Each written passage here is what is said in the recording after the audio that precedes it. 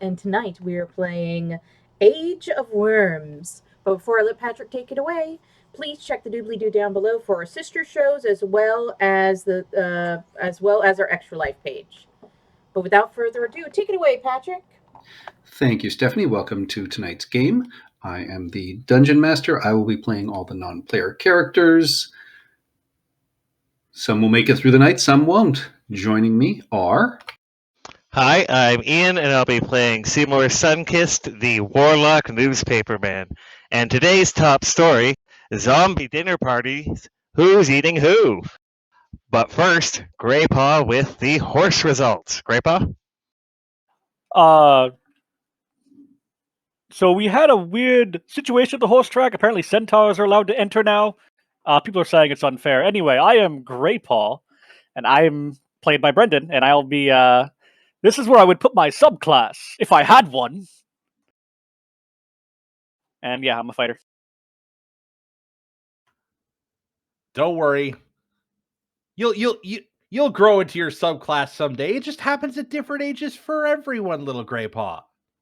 Hi, everyone. My name's Chris, and I'm playing Maximilian T. Justice, Paladin of Glory, Dragonborn, and really terrible spy.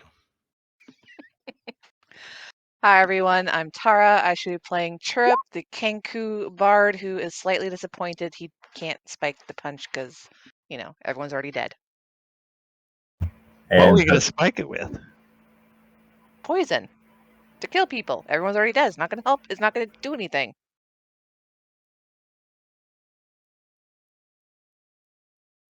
Hello, I'm Morn, playing Dr. Batmay Eisen, the female tiefling alchemist artificer.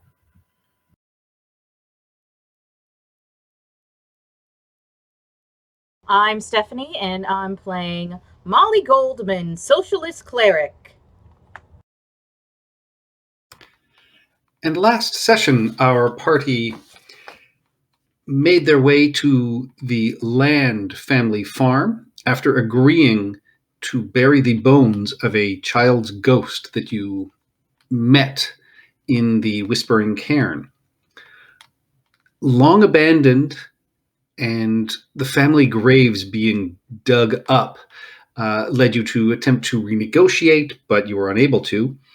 Inside the old farmhouse, you found left over from an owlbear mother's attack an arm that had a brand on it, the same as Greypaw also carries, and it led you to the albino half-orc Cullen and his pals at the Feral Dog.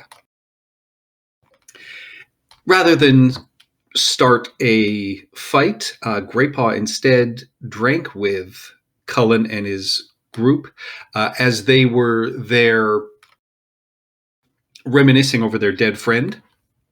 And though Max nearly started a brawl, Chirrup's music managed to keep everybody calm. And eventually Greypaw was able to get the information that the arm belonged to a dead compatriot, and the gang was at the farm digging up the land bodies for a necromancer, which none of them like, who has recently moved into the old observatory above town. You rested, and the next morning climbed up the hill to the old observatory, going through the main doors. In the vestibule covered with trash and detritus, you faced 3 skeletons, which when you examined their bodies after defeating them, realized these were probably Land family members. And leaving the vestibule, going down a short hallway, which opened into a dining room that smelled of putrid food, there was a table that has clearly been set. The food on it is rotting, and sitting around this table is a collection of zombies. And Seymour made a quick sketch for a woodcut of this, and Dr. Eisen attempted to move to the entryway of the dining room quietly, but as she entered the room, the zombies slowly sort of started moving and pantomimed cutting food, and one of them raised a glass and asked that the good doctor sit and regale us with tales of your greatness, my lord. And it is at this point, as you stare into this dining room with a zombie that has hailed you, that we pick up. So, what would you like to do? You should do it. Go sit down. Sorry, I just discovered that the new UA Draconic breath weapon just kicked in at 3rd level. So I've been updating. Blast away, good sir. Yes, and Max is gonna just sort of approach very cautiously, and he'll note the presence of these stairs up. Here. Yes, as you step into the room, you can see there are 2 doors on the left-hand wall, one on the right-hand far wall, and a set of stairs leading up, and a fireplace against the eastern wall that has just embers left burning in it. Okay, so it's not cold, which means that it's been here for a little while. It's also probably a few hours old. Okay, so Matt. Yep, and as you look across this room, you can see on the table there are several bottles of red wine. Each of these corpses sits before a half-finished glass, and you can hear a fly sort of pass. It's there, not there buzz, the only sound that sort of breaks the eerie silence after they welcomed you and offered Dr. Eason a seat at the head of the table. Now, they're looking at us. Not necessarily looking at you. One raised a glass and sort of turned its head, but the rest of them you can see are sort of pantomiming the act of eating. So you can see that none of them, are sort of cutting into the rotted food or anything. As some of them, have good posture, others are kind of slumped, and after the initial invitation, they don't necessarily seem to be paying you any more mind. Right. So I'm just going to hold up my hand to the rest of the party and just kind of shake my head while pointing at the table, because that whatever's on that table is probably not good. And this is clearly Max is kind of thinking, oh man, this is the saddest thing he's ever seen. This is the saddest toga party we've ever seen, because those totally look like togas. Yeah, it's sad and also just absolutely infuriating to him. But he's going to move on while keeping a very sharp eye towards this table, because these guys could start picking up and thrillering their way towards him at any moment. This door that I'm in front of, that's just a door.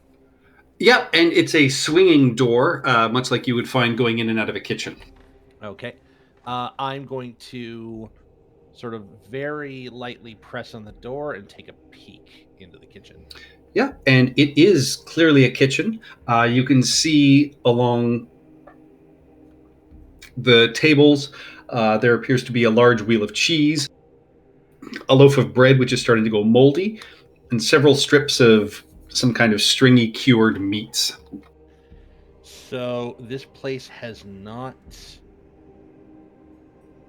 been... Well, that's kind of weird, because the fireplace is in embers, which means that somebody's been here within the past couple of hours.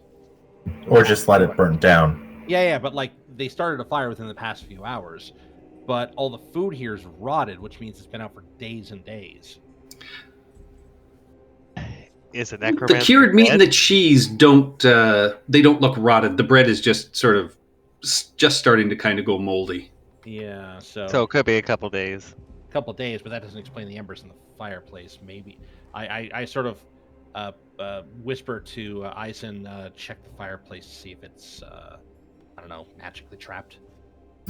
I will go over and check it for signs of trappage. All right. Give me an investigation check. Doesn't appear to All be clear. trapped. Yeah, doesn't appear to be trapped. The fire is still warm, and you can tell, skillfully placed. Chirrup will give a low whistle and indicate down the hallway with his crossbow, because he sees another door down there. Yep. Right. I will be there presently. Do we want to And- take a quick look in the kitchen before we... I think Max thought we did, were didn't he? We just looked in the I kitchen. briefly looked in the kitchen. I didn't. You want to go like actually search it? Oh, Well, okay. because there's another room in the kitchen, so there might be Yeah, something in there. I was just about to say that second door on the south wall leads into the kitchen. Yeah, it's the same room, as far as I can tell. No, the kitchen's pretty small. There's no other door into the kitchen. There's a door into another pantry. Nope, there's a second door in the Oh, kitchen. this door. Oh, there, Yeah. that door. I thought you meant down here in the south. Yeah, so let's... Nope. There is a little pantry, and you can see there are a variety of not very interesting, very basic spices and dried foods. do a quick check. Yeah. Yeah, nothing out of the ordinary, but clearly just some staples that require no effort to cook. Very, the D&D equivalent of bachelor food. Hot Pockets. Which I guess would be hardtack and cured meat. Yep. Graypaw will pick up a piece of cheese off of the table. Max Are you will- sure there's corpses in the next room? Max will shake his head. The cheese, it's a little white around the edges, but other than that, it is fairly fresh, and you'd recognize it as one of just the local cheeses you can get in the market here, Graypaw. He's gonna take that relatively, like he'll break a piece off, and he's just gonna chuck it at one of the zombies. Just like gently, like not like throw it, try and cause damage. Just do they react? if I just throw a light piece of cheese at toss? them? Yeah. It bounces off the zombie. They pay no mind to it. I believe that the zombies are programmed to be receptive and plead into the ego of the master of the house. This is exactly. He must be a capitalist. No, he's an egoist. I have an idea. And Chirrup, you can tell this door down that hallway appears to be kind of swollen and very warped. Okay, I will motion again to Max and Graypaw that, hey, help! Or I'm going to... Okay, how close to the door would I have to be to inspect it to figure out why it might be in such a state? I would say you'd need to, to do it without disadvantage to be where Maximilian is. So, right beside the door. Okay, I am going to turn to Molly and ask for guidance. Guidance. Boom. There we go. Yeah, it appears just as you inspect it that this part of the observatory, the floor has settled a little bit, and the door frame is actually slightly askew. And, it looks like some water is seeped in here, and that's why this door is just slightly off. So I feel it would be safe to open the door. We would not be sprung upon by any detrimental... Doesn't appear to be trapped or anything like that. It just Okay. appears to be, it's stuck pretty heavily. So it just takes a bit of effort to open. There's no lock or anything on it. Muscles? Did It's a little somebody jammed. say portable RAM? I was going to be careful about this, but okay. Your question is, does it open inward or outward? They all open inward after you use the It's a RAM. portable RAM. That doesn't matter. All right, someone can just give me a quick athletics check. I would like everybody to get out of the hallway. Good idea. I'm just staying for camera. My portable ram gives me a +5. I believe. Is that how that works? Yeah. +5 bonus on top of everything else. +4. Okay. Really? Only +4? That's a 16, Patrick. Yep, you smash through this door. Now give me a dexterity saving throw as you break through and step on a bad patch of floor, Grey Paw, and your foot just goes through it. 13.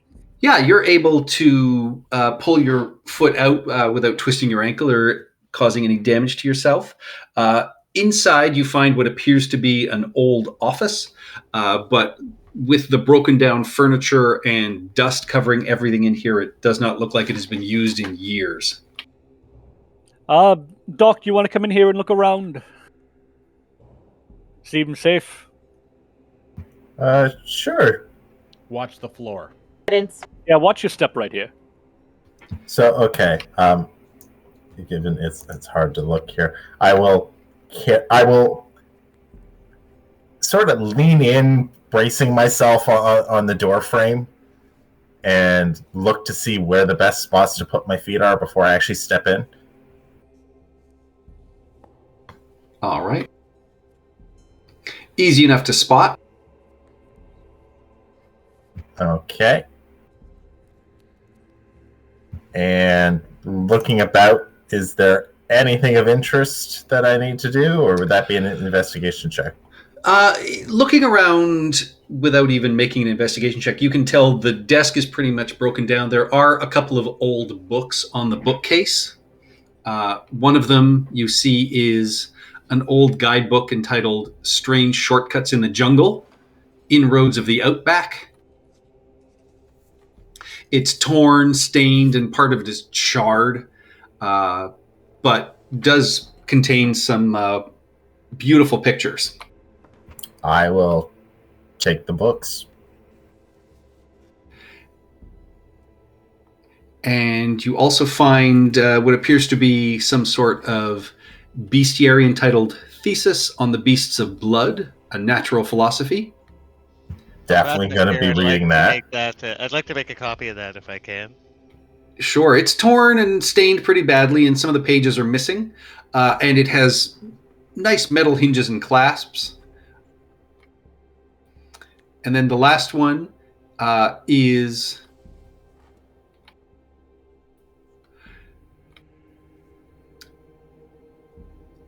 The Misunderstood Chronicles of the Scholar, third printing. And you can see the book is an account on the life of one of the original cultists here that originally owned and looked after the observatory. Oh, interesting. And it's on its third printing? Yes. Must be good. Yeah, interesting. It is written in a long-forgotten language. Can we throw those into all those into the party loop? Because I know I'm going to want to at least copy a couple of them, and possibly Seymour likes to read. And we've got Seymour who can read any language. Yep, I will throw those in the party loop. Ooh, All right. nice. These aren't the books These aren't related to the books we were looking for before, are they? No. No. What was the first one? Oh, I don't remember. There was the Detours in the Jungle. Yeah, it was a jungle guidebook. Yeah, Inroads in the Outback. The Bestiary and the Memoirs Misunderstood of a Cultist. Chronicles. Yeah. Wait, hang on. Do we find an adventure, a monster manual, and a dungeon master's guide? I think so. And I don't think it was. We haven't done an investigation yet in this room, eh? There's no need. The only thing in here were these books. Awesome. I want to roll dice. Click clacks. Go for it. Woohoo! I found nothing. You find a broken chair. Math You dice. find lots of mold. You find a broken off toenail of Grey Paws? Seymour finds his purpose. Yay! I'll never find All that. Purpose is, fomenting the revolution. Yeah. All right. And as you have General left the purpose, room really. and re-entered again, one of the zombies again hoists their, mostly empty glass of wine and just says, "Sit and regale us with tales of your greatness, my lord." And I'm going to be very cautious as I walk over to the other side of the room, keeping out of easy zombie reach. All right. Like, I am not going to step there. Wait, That's Max. Max. Mhm. We could do that. Yes. And Max is shaking his head like, no, don't do that. Great Paw, as you step around, you do see that there are some silver utensils just laying across the rotting shelves there on the wall behind you. Great Paul will just actual silverware. Great Paul's gonna take that. Appears to be, Roast yeah. beef. Yeah, you find a full set of silver dining utensils. Damn it, Chirp was going to steal that. We could. And Stereotypes much? Oh, yeah, as you just kind of scrape them in. There's also just like dust and debris that falls off the shelves, and you see that one of the zombies has sort of turned and gestures towards the open seat. yeah, that was my plan initially. Max is going to shake his head like, no. We know they're not smart. They're just programmed. They're literally zombies. Do we know that, though? Let's just smash them. Well, we could. Let's Let's not visit violence upon them initially. Max is going to come back here and burn this place to the ground with these zombies in it. He is not interested in starting fights because he knows that there's more fights in this place. Like, I don't even think they'll attack you if you get close. Right. At some point, we're going to have to deal with them because, in my limited studies, I know that there is magic that allows you to raise the dead and control them, but it doesn't last forever. Well, the raising usually does, at least until they're destroyed, but Something might happen when we tell them a story. Max draws the sword and is looking extremely wary. I'm going to Oh get my. into a position here.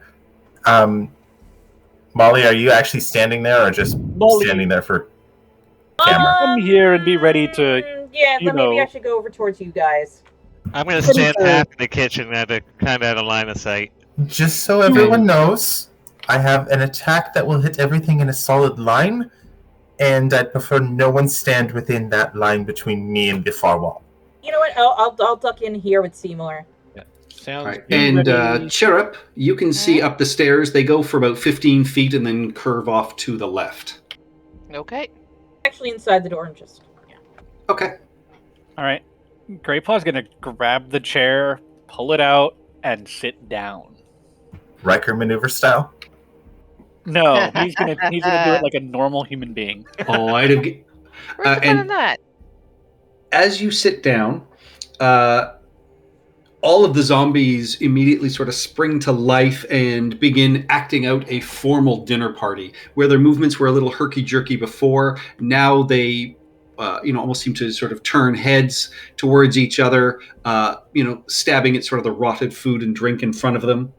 And one of them turns and looks directly at you, Greypaw, as you sit, and just says in an accent sort of tinged with the airs of nobility, "'Tis an honor to dine in your august presence." And as, some of the zombies kind of nod, and one of them, the corpse of what looks like a male elf, just kind of leans toward you and just says, "The Guild of Wizardry was wrong to turn you out." I'll look at the doctor.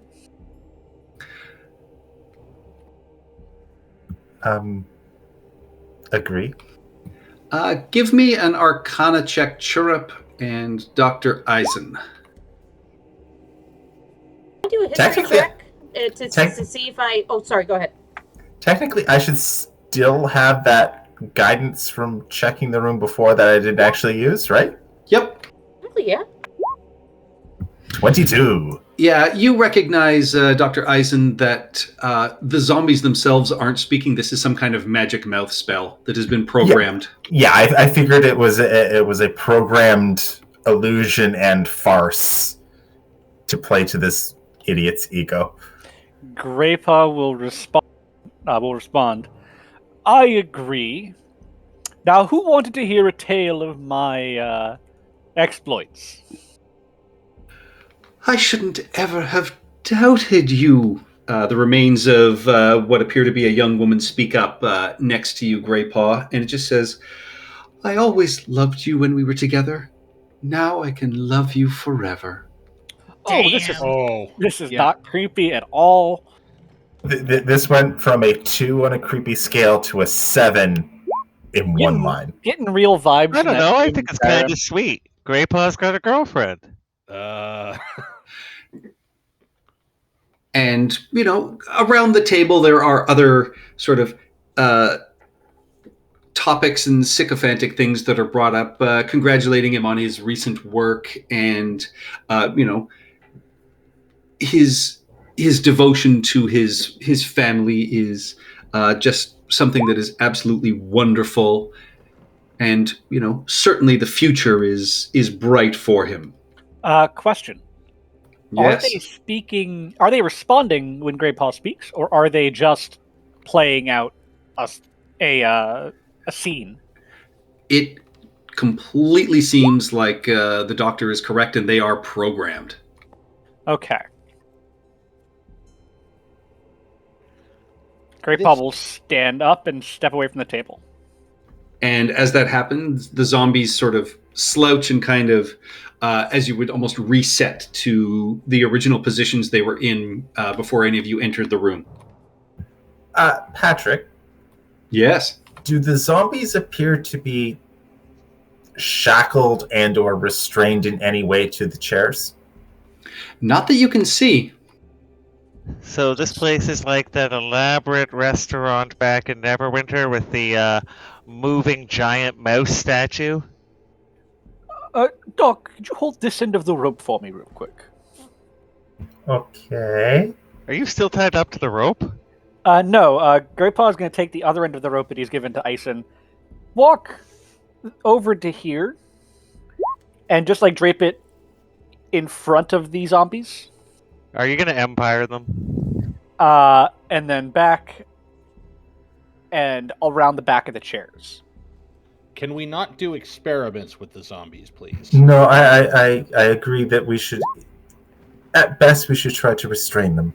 Right, and then just tie the rope off here, so that they are all tied to their chairs around the waist. Yep. Isn't there, And there's sort of a three-seated disgusting, movement between them? you're able to wrap a rope around pretty easily. There's no sort of resistance. There's a couple of sort of nasty squelching sounds as you tighten the rope around the chairs. And the same thing for the ones on the south side. Yep. I don't think that these are animate in that sense. No, I think that they're just... Again, I don't want to puppets. risk them being animate later. Right. yeah, this is a preventative measure for whenever Raise Dead's control effect wears off. Yeah. Hopefully, this will. It may not. It probably won't hold them forever, but it You will don't know at that least. It Raise will Dead. at least slow them down. It could be Finger of Death. True. While they're tying the zombies to the chairs, I'm gonna take the opportunity to just kind of this door here. It looks like a closet of some sort. Yes. Yes, and in fact, it is a closet as you open it. Yeah. All right. I'm just gonna take a look inside, make sure there's nothing creeping around there. Nope, you find some stacked chairs and what appear to be a pair of copper candelabra. I'll keep that in mind for when it comes time to loot this place later. But right now, I am very interested in just making sure that we are not ambushed, because I want to leave these guys behind as fast as possible. Because this guy Filge, I think his name was. Yep. Yeah. And Chirrup, you climb up the stairs quietly, peeking around the corner. You can see another staircase across the room that leads upwards. You see this floor appears to be one massive bed chamber. There's light filtering in from tall windows that catch sort of the dust motes in the air. You see a large, fine bed with plump red linen sort of along a dais along the southern cradle. On this bed, you see a small girl who just appears to be brushing the head of an old doll. There's on the nightstand, there's like this wax choked candlestick and a black book bound with leather. At the midpoint of the wall, a strange form stands atop a short wooden stool. Right there as you sort of peek around the corners. It's on a different area of the map, Steph. He'll have to move. Yeah, I just Oh. moved her. upstairs. Yeah. And So there. this Okay. form is as tall as a halfling, clothed in a fine black suit and top hat. Clean cloth bandages wrap every inch of this item, and a pair of ash-tinted spectacles rests upon a long, skinny nose. This diminutive dandy holds a silver platter as if presenting a meal, and upon the tray rests the freshly preserved, severed head of what appears to be a middle-aged woman. You see something shining sitting upon her outstretched purple tongue. And then you see there is a desk set up against the far wall with loose papers and weird apparatus with long tubes filled with colored liquid. And what you would assume to be either closet doors or something like that against the far wall over here. And what really catches your eye as you're climbing the stairs is a stone statue of a thin human man with outstretched angelic wings and a beatific look upon their idealized face. The angel holds a sword in one hand and cradles a harp with the other, and conjures thoughts of mausoleum peaks or the graves of important men.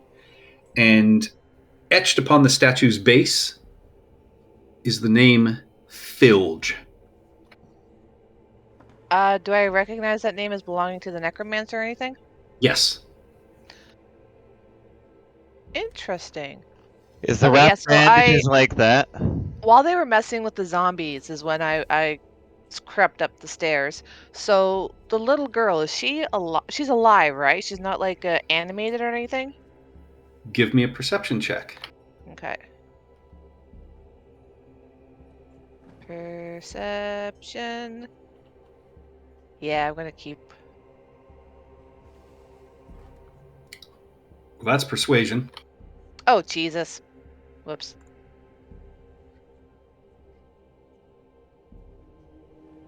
And she's whispered.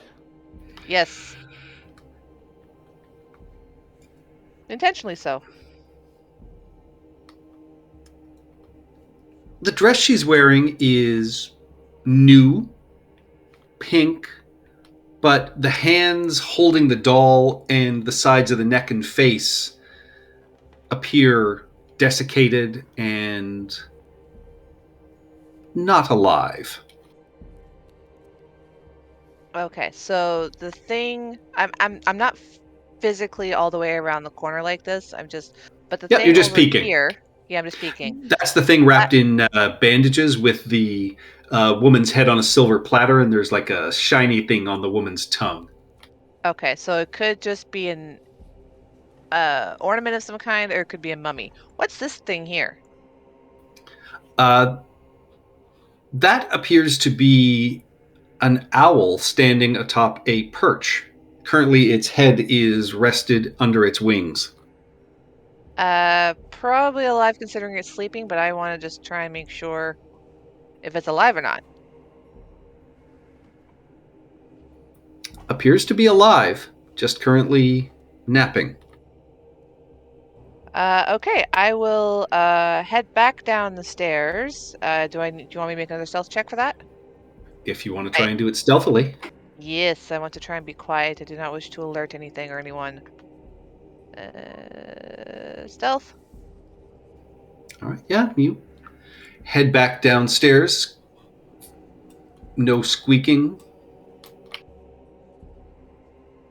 Okay, so at this point, I'm assuming you're done wrapping up the dead bodies like a Christmas ham. So he is going to see everyone assembled at the base of the stairs and just kind of like hold up his hand and motion like around the corner, being like, move away from the bottom of the stairs, and then he'll relay as best he can everything that he saw up there. Okay. Because he just doesn't want like the voices to travel up. Right. Okay. So. I will pull out my writing kit, because apparently I have one, and give it to you so you can write out in full what you actually saw. Can we get her a slate shorthand. and a piece of chalk? That would A probably be whiteboard. the most efficient way to do it. Yeah, basically a medieval whiteboard. I'll shorthand it, but Yeah, that way you can describe. If we want better descriptions, you can actually go into more detail quickly. yeah. So I'll first describe zombie ? Girl made of pieces, mummy ? Statue with preserved woman's head and shiny object, mausoleum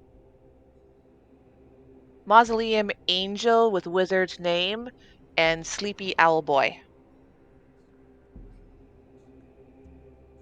And that's basically what I'm going to jot down really quick. Like an actual owl? Chirp will nod and like mimic softly the sound of an owl, of an actual like barn owl or something. Okay. Now you said to stay to the outside of the stairs. Oh, I just wanted us to walk away from the stairs so our voices didn't carry up as. Oh, okay, that's what you meant. Yeah. Okay, so Yeah, that's all I meant. That's all I meant. Just Okay. yeah. All right. Okay. Well, I guess we go upstairs. Does Well, that the zombie try doctor, and- you can see the doctor has started casting a spell, so do you want to wait for her to finish that first? Yeah, I guess we could do that. I am patiently watching right here. Does the zombie attack Maximilian? Does not. All right. While I did Check Ison, that off. How close I was standing, yeah. while Ison is taking the couple of minutes to cast her spell, I will draw a layout of the just a quick sketch of the layout of the room for everybody, and also a more in-depth image of that angel statue with the sword and the wizard's name on it. All right. All right, yeah, I would have probably informed them that I was casting detect magic, because statue with head and shiny things, potential trap options. I read the stories. So can we? So who's up there again? Just so I can get this straight. There's one of those owl people, the little girl, and is there a third person, or is the statue is the third thing? It looks like a statue, but it's wrapped up. But it's holding still. So Chirp is thinking, hey, we're in the place of a necromancer. It's either legitimately a statue, like a taxidermied thing, or it's a mummy of some kind. Honestly, he doesn't know. Like, he didn't take the time to check that thing. I thought. Of course, it's a mummy. All these guys are well fed. He's gonna look at you. I thought that one of the things was like there was the little halfling thing, and then there was also a statue. I thought the little girl was halfling sized. Nope. The thing wrapped in bandages is halfling sized. Yes. Oh. All right. Is there anything the size of a small grapefruit? Possibly a grapefruit. Or a gourd or a melon. Or a large orange, maybe. All right. Hard to say. She didn't check every place, and who knows. All right. So this is whatever. Tara only stepped so far into the room. Yes. All right. So whatever's happening upstairs is just not good, and Max is going to spring into action here. All right. So 10 minutes pass. The doctor's spell carries off. This whole time, every minute or so, one of the zombies will raise their hand and offer you to sit and regale them with tales. That's getting annoying. So I'm gonna take. We have lots of rope, right? Oh wait, it's a magic mouse. We can't just gag him. Never mind. Fuck. Literally every single class starts with a pack that has a coil of rope. No, but we can't gag him because it's a magic mouth. Well, Great Paul only had the one, so he took one from Max. Yeah. So Max is a rope millionaire. I am, because rope is useful. Okay, so when Ison suggests that she's ready to go, did Chirp see any other exits out of that bedroom? He did. He saw a flight of stairs that led upwards, and Yes, apologies. large windows. Okay, so there is possibly more than just the upstairs. All right. So, Well, you've seen from the outside of the observatory, it's 3 stories. okay. It's probably up to the observatory.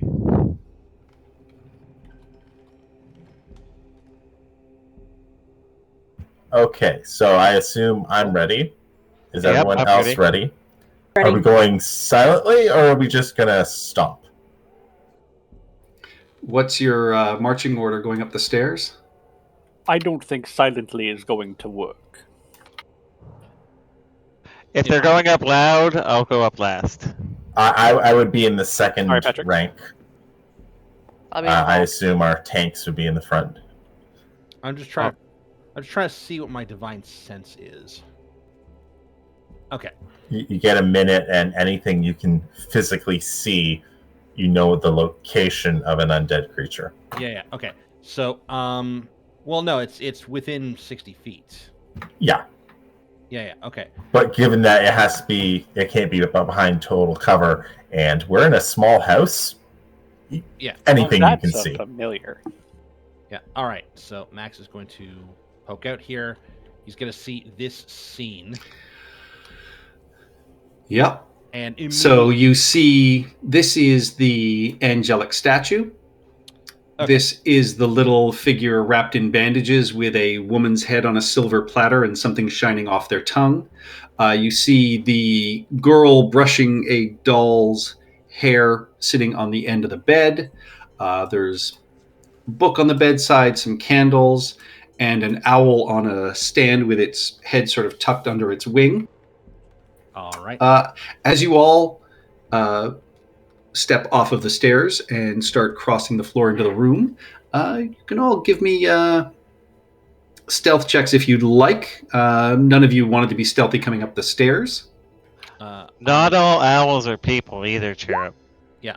Some are just owls. Oh, this actually does the disadvantage.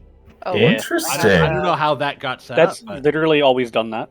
Not Yeah, always, but it's been a never done long it for time. Max. Or for Mod Talk. I've always had to. Yeah, I've always had to be mindful of that. Yeah, they've and added a whole bunch of new features, apparently. yeah, a couple of you, as you climb off the stairs, there are a couple of loud creaks of the floor, and the owl does, pull its head out from under its wing and look at all of you and begins to screech. What do you do? What do my mage eyes see? You see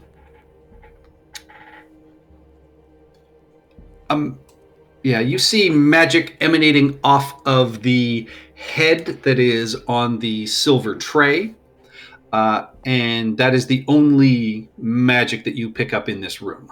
Okay. What I would like to do is immediately activate Divine Sense.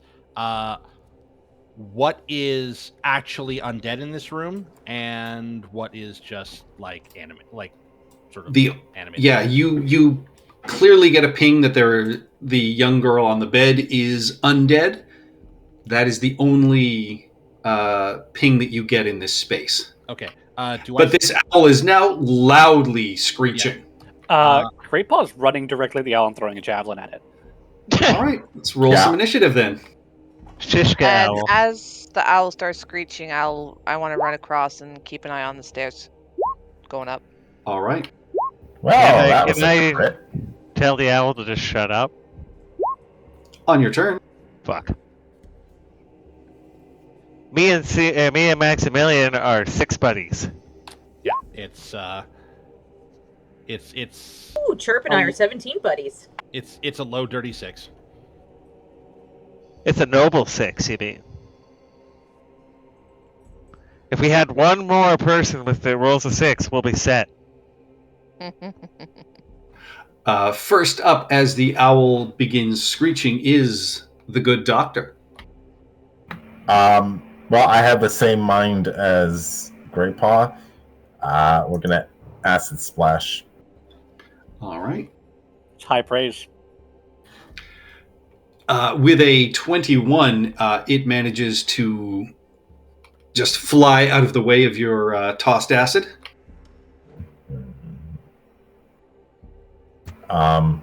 Okay. Any movement, any bonus actions? No, I'm actually quite comfortable where I am, and I don't have much in the way of bonus actions right now. All right. Chirrup. Yeah, I'm just going to duck across here because I mean the owl's kind of already let the cat out of the bag. So I'm just looking up the stairway, see what I see, and readying my crossbow in case anything comes down. All right. Looking up the stairs, you can see they go up for about 20 feet, and there appears to be, you can see sort of an angled wall and what appears to be light reflecting off of a mirror, but no sign of movement or anything upstairs yet. Okay, and yeah, I couldn't even do anything to him if I tried because he's screeching. He's probably already alerted whoever's up there. Is there anyone up there? Yeah, I'm good with that. I'm just going to stay here with a ready action. All right. Molly. I'm also going to hold my action in case anything attacks us. And I'll hold Sacred Flame. All right. The owl then immediately takes flight and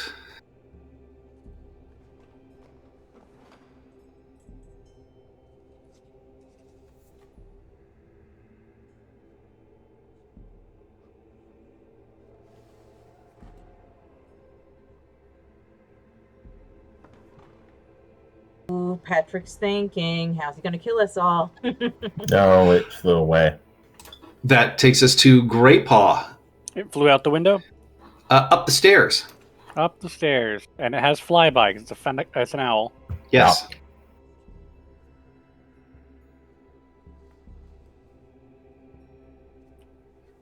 Uh,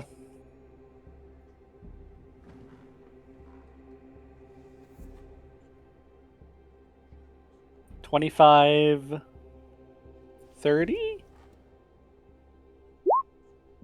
Can I see anything from where I am now?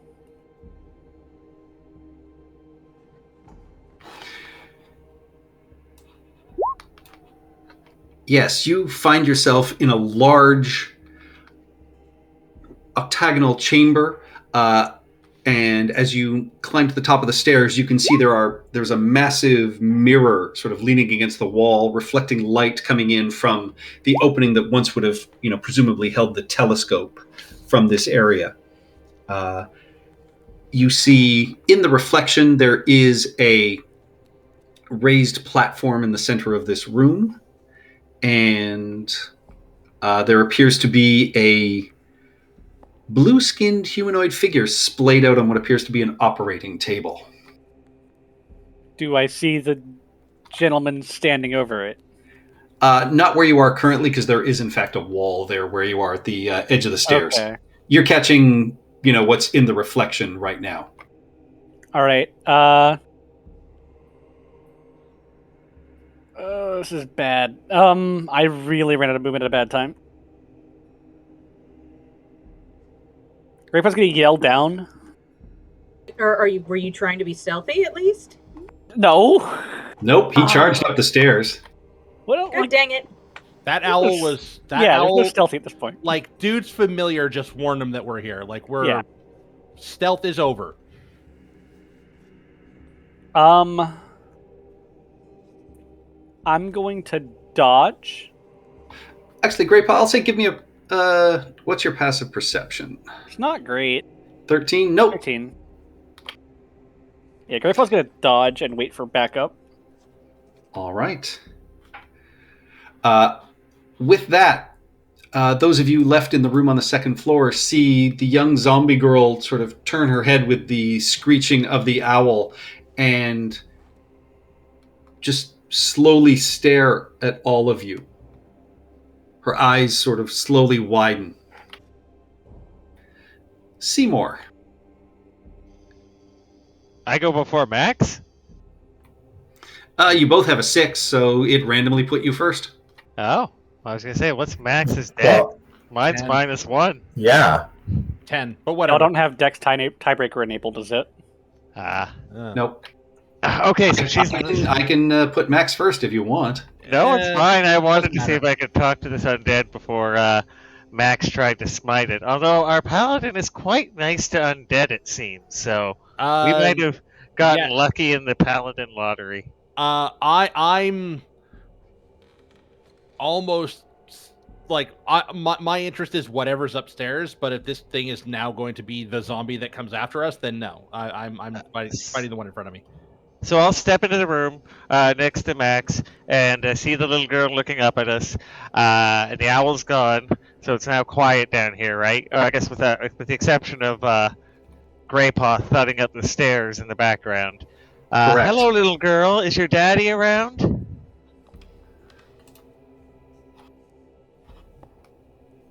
Roll I a guess persuasion check. Oh, okay.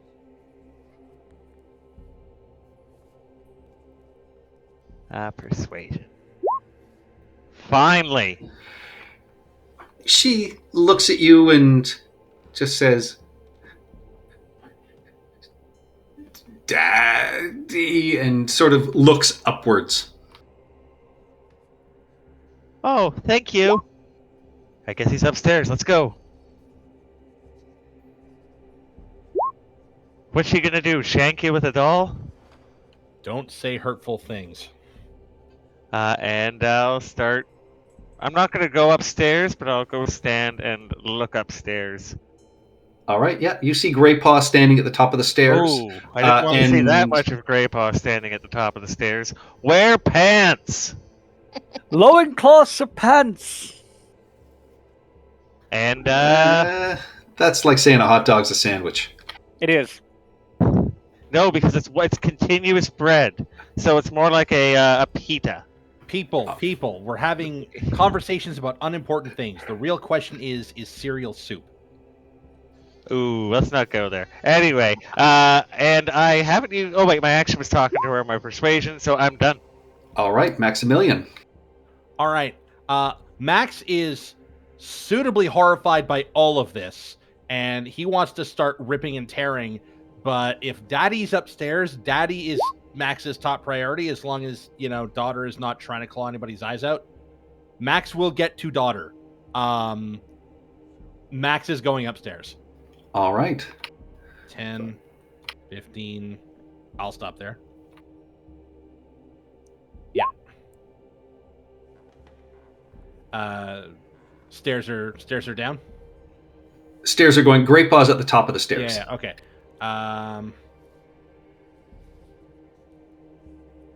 20, 25, 30. All right, so you see there is this raised platform in the center of this room. There are these 4 mirrors that are all directing light into the center of it. You see what appears to be a blue-skinned corpse on an operating table and a dark-skinned, blue-haired, blue-mustachioed figure, which is pulling what appears to be a large syringe out of its arm as you make your way up the stairs. All right. What is... And you can... that appears to be a skeleton servant that is holding what appears to be a tray of tools and knives. And you can also see these are large metal and glass tanks, massive, between 6 and 7 feet tall. And they are full of yellow liquid streaked with like rusty colors, and there are indistinct, vaguely human silhouettes bobbing silently in the soupy fluid. Are these axolotl tanks? Have you been reading the later Dune books? No. I didn't write this. No, but the author of this read those books. No, those are creatures which are about to come out and attack us because I'm about to do something that is unfortunate. You gonna cast Shatter on the glass? No, because I don't have Shatter. He's gonna go whoosh. Yeah, no. Max is going to just sort of raise his shield and in righteous fury, just shout out, Torm's justice comes for thee, villain, in his most, bravado voice, and then immediately spit out that incapacitating gas in a 15-foot cone towards him. All right. Okay, I'll be right back. I gotta change the baby.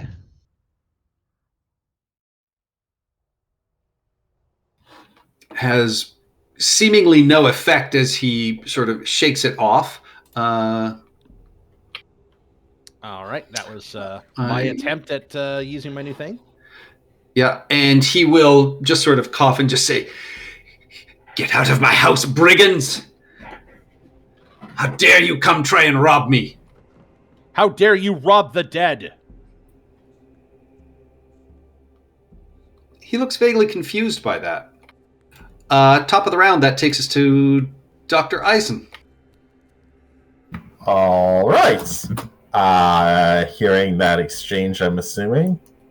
Oh, before that happens, sorry. His held action goes off.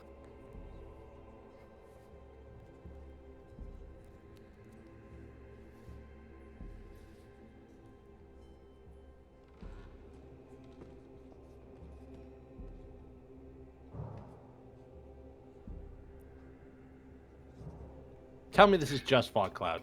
That is not just fog cloud. God damn it! How does he have that? This isn't Cloud Kill. A sphere of yellow, nauseating gas just sort of explodes around each of you. So, Grey Paw and Maximilian, I need you to both give me a Constitution saving throw, please. 15. 7. You are fine, Maximilian. You are able to prevent yourself from retching and reeling and coughing as Grey Paw now is. Is that how big Stinking Cloud is? I thought it was smaller. It is a 20-foot radius sphere. Is it now? Okay. Yeah, he's a necromancer, which means he has at least 5th level spell slots. Right, okay. Well, we don't know. The Necromancer stamp block, yes, but Raise Dead is a 3rd level or spell. Animate Dead is a 3rd level spell, which means he's a 5th level spell caster, I should say. Yeah. All right. Anyways, so. So, top of the round, Dr. Eisen and Chirrup and Seymour, you all see this yellow gas start to slowly make its way down the stairs. Is there a flickering on the staircase now? I don't see it. Oh, are they actually in it, or is it... Okay. They are actually in it, but they are on a different section of the map. So Chirp and Seymour... no, they're right in front of you. Okay. And the cloud's all glowy because it's magic. Magical. I don't need to look at the school to know it's magic. Let's see. Damn. Somewhere Nabil is smiling. Yeah.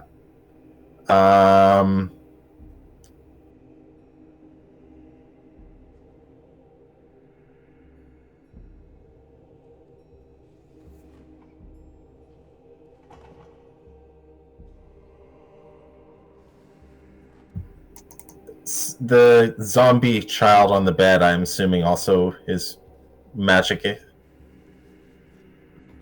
No. It's just a sickly child? It's just an undead. Oh. I will say the colored vials on the desk here also present as magical to you. Okay, in that case, then I will loot the vials. All right. Yeah, you see there are red and blue and green colored vials that, to your eyes, look like they would slide inside some sort of needle or syringe, but you don't see that in front of you. You just see these, the glass vials. Interesting. Is it my action to loot them, or No, free interaction if you're just going to grab them and throw them in yeah. your bag. grab them in? Not recklessly toss them in, but I'm used to quickly putting away experiments, so I know how to somewhat quickly shift large amounts of very fragile glassware. All right, in that case, then I'm then going to also pull out the crossbow and ready an attack for any hostile creature within my sight. All right. That takes us to Chirrup.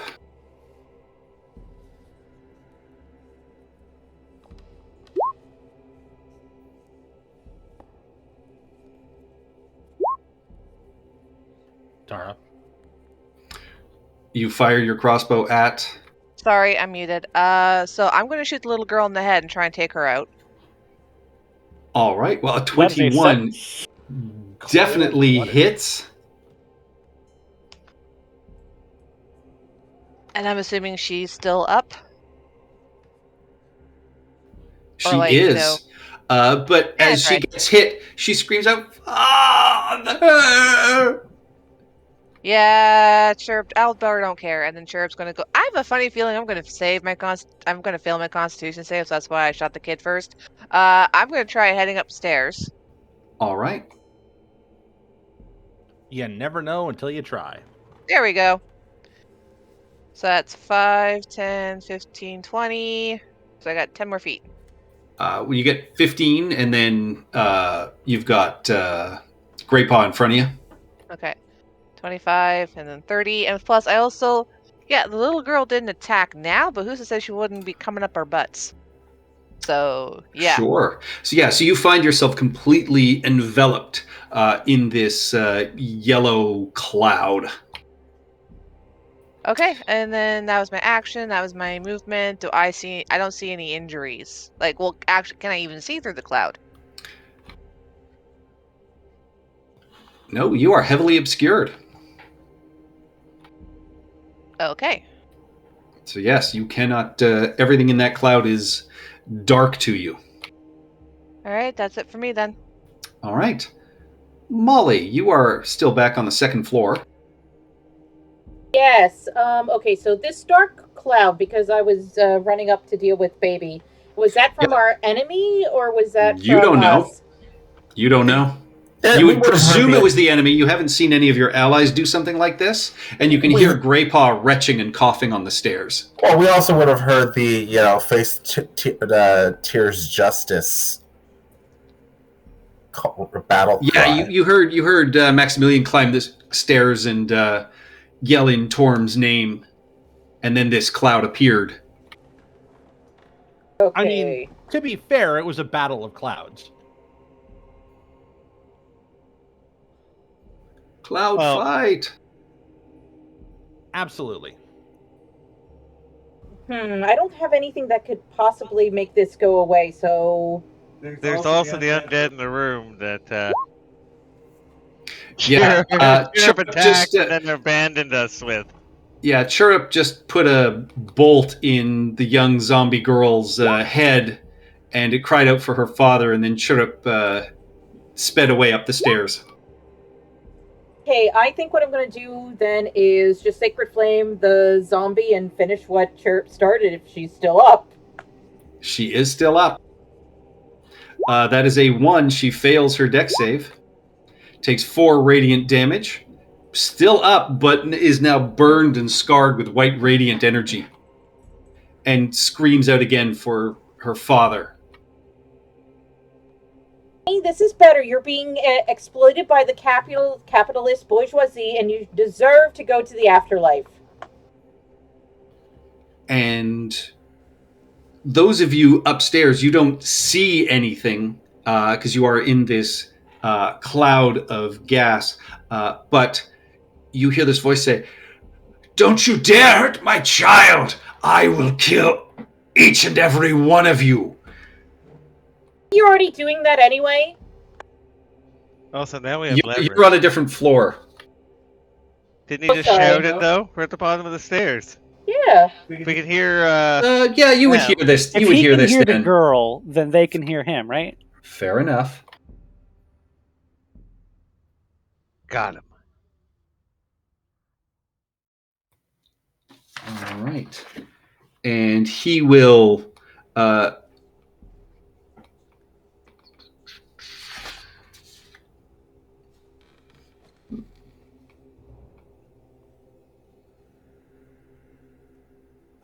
yeah, he will call out...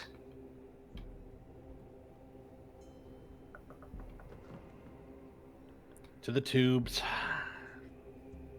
Indeed. Yes, he commands his minions to assist and save him. That's why we should have killed the dinner party. But at least They're half of tied them up. are restrained slightly. Yeah, no, Slightly. those zombies don't move, but crashing. So those of you in the fog cloud hear the sound of breaking glass and feel sort of wetness around your feet, but cannot see anything at this point. But neither can they. I know. That is as far as they can get. In the cloud,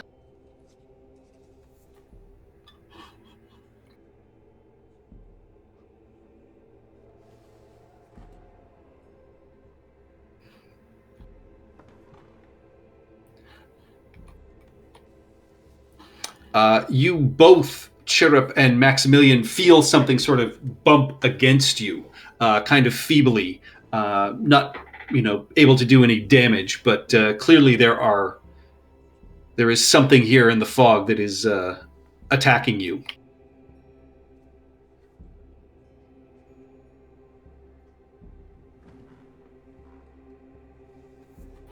All right, that takes us. Owl. Whose turn is it? It is the owl's turn. Yeah, no, that was just a horrible joke, Ian. Yeah. Boo. All right, that takes us to Greypaw. So you spend your turn coughing and retching because of your failed Constitution save. Do I spend my whole turn, or do I get like movement or anything? Each creature, on a failed save, the creature spends its action that turn retching and reeling, so you can move. All right. I know where Max is, so I'm going to move into Max's square. Am I able to move this way No, it is a raised platform in front of you. or this way? No, you bump into furniture as you attempt to move those directions. All right. I definitely saw south would have been fine, right? Except I bump into an enemy. Yes. I would like to rage. All right. And, most puny classes are restricted to a single action each turn. Fighters are not. I'm going to action surge and try and take out whatever is to the south of me. Who you calling puny?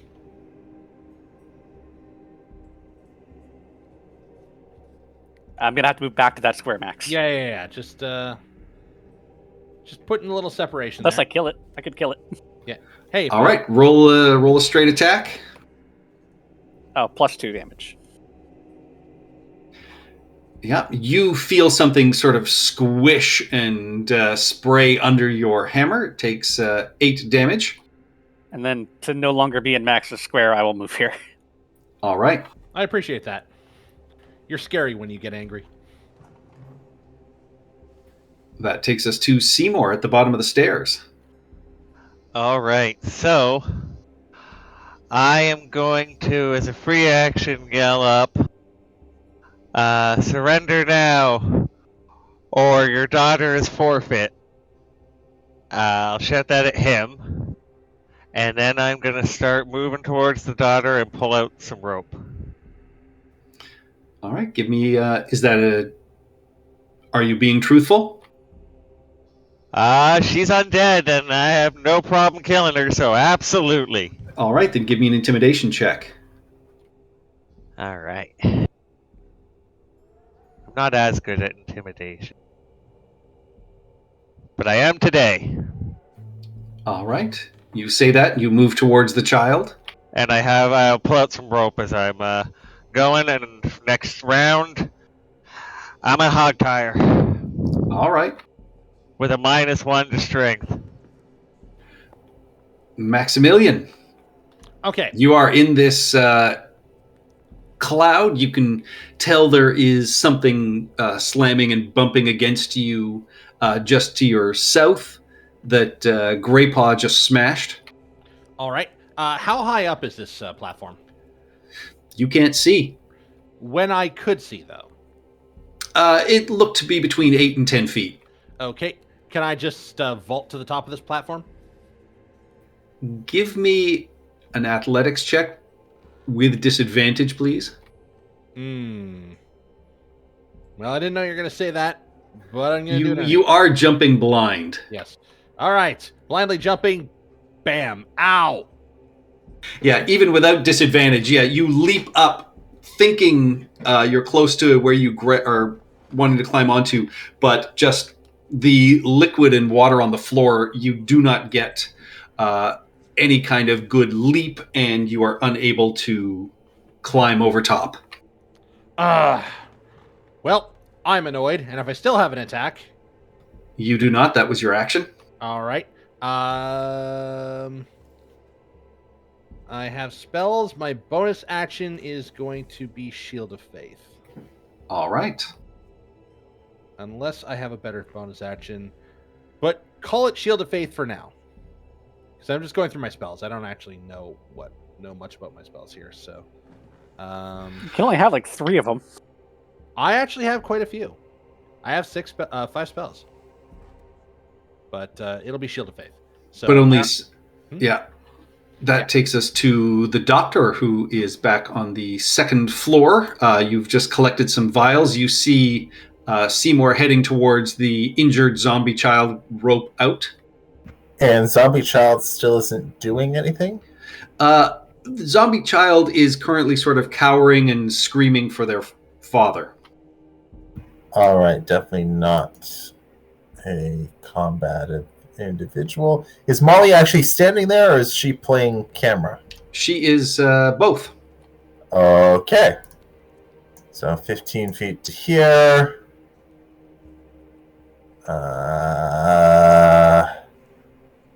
20 to here.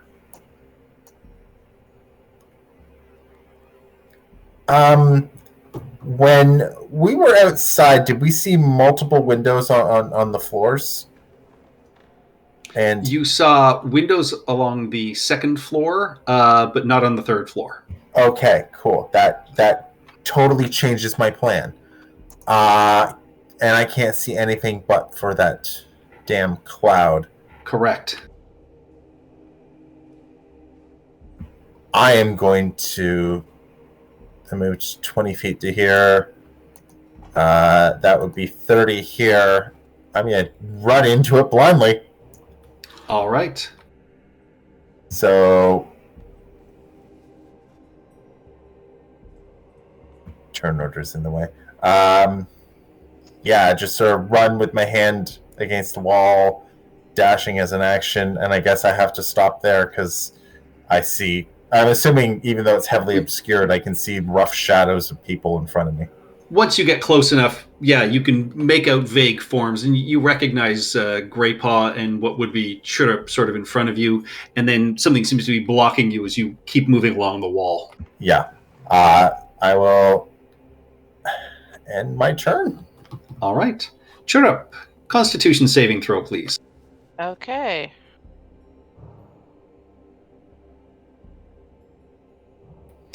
You spend your turn retching and coughing in this poisonous fog.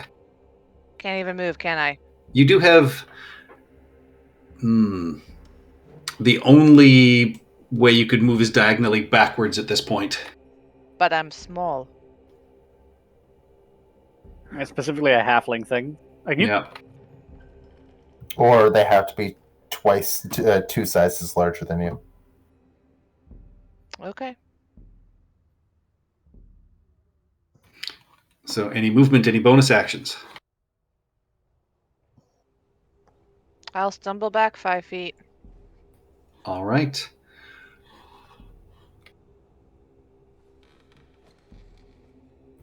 That is a 5. That is a 15. No, Can they see him? Yeah. no, but they're both. Oh no, they can't. It's heavily obscured. They don't take attacks of opportunity. Correct. So that takes us to Molly. You are at the bottom of the stairs. You've just seen Dr. Eisen race into this cloud, and Seymour is advancing on this young zombie child with a rope. All right, Seymour. I'm going to say, Seymour, you got the zombie child with a rope. He's grabbing something, so I'm going to assume yes, and then I will go up the stairs. Can you just All right. move me my full movement up the stairs, because I am feeding baby right now. All right. You make your way up the stairs. Full movement. You push past Greypaw, and you end there. You are in this thick yellow cloud. All So right. You cannot see. You hear groaning coming from in front of you at this point, though. All right. Thank you so much. All right.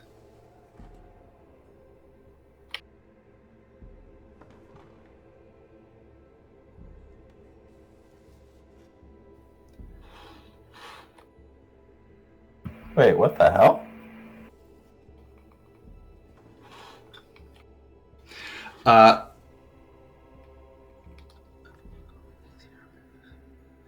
Yeah, you hear the sound of a bump on the staircase, sort of behind you, I would say, Molly, and Seymour, coming around the corner of the bottom of the stairs, appears to be a blue-haired, blue-mustachioed, very pissed-off man. Oh shit, I came back at the wrong time. What? You really did. Oh, fuck. Well, I guess this rope is for you then, and I'll turn around and face him. And he points at you, and streaking out of his hands come a series of magical, darts in the shape of what appear to be large syringes. Is he undead? He is not. Oh, motherfucker.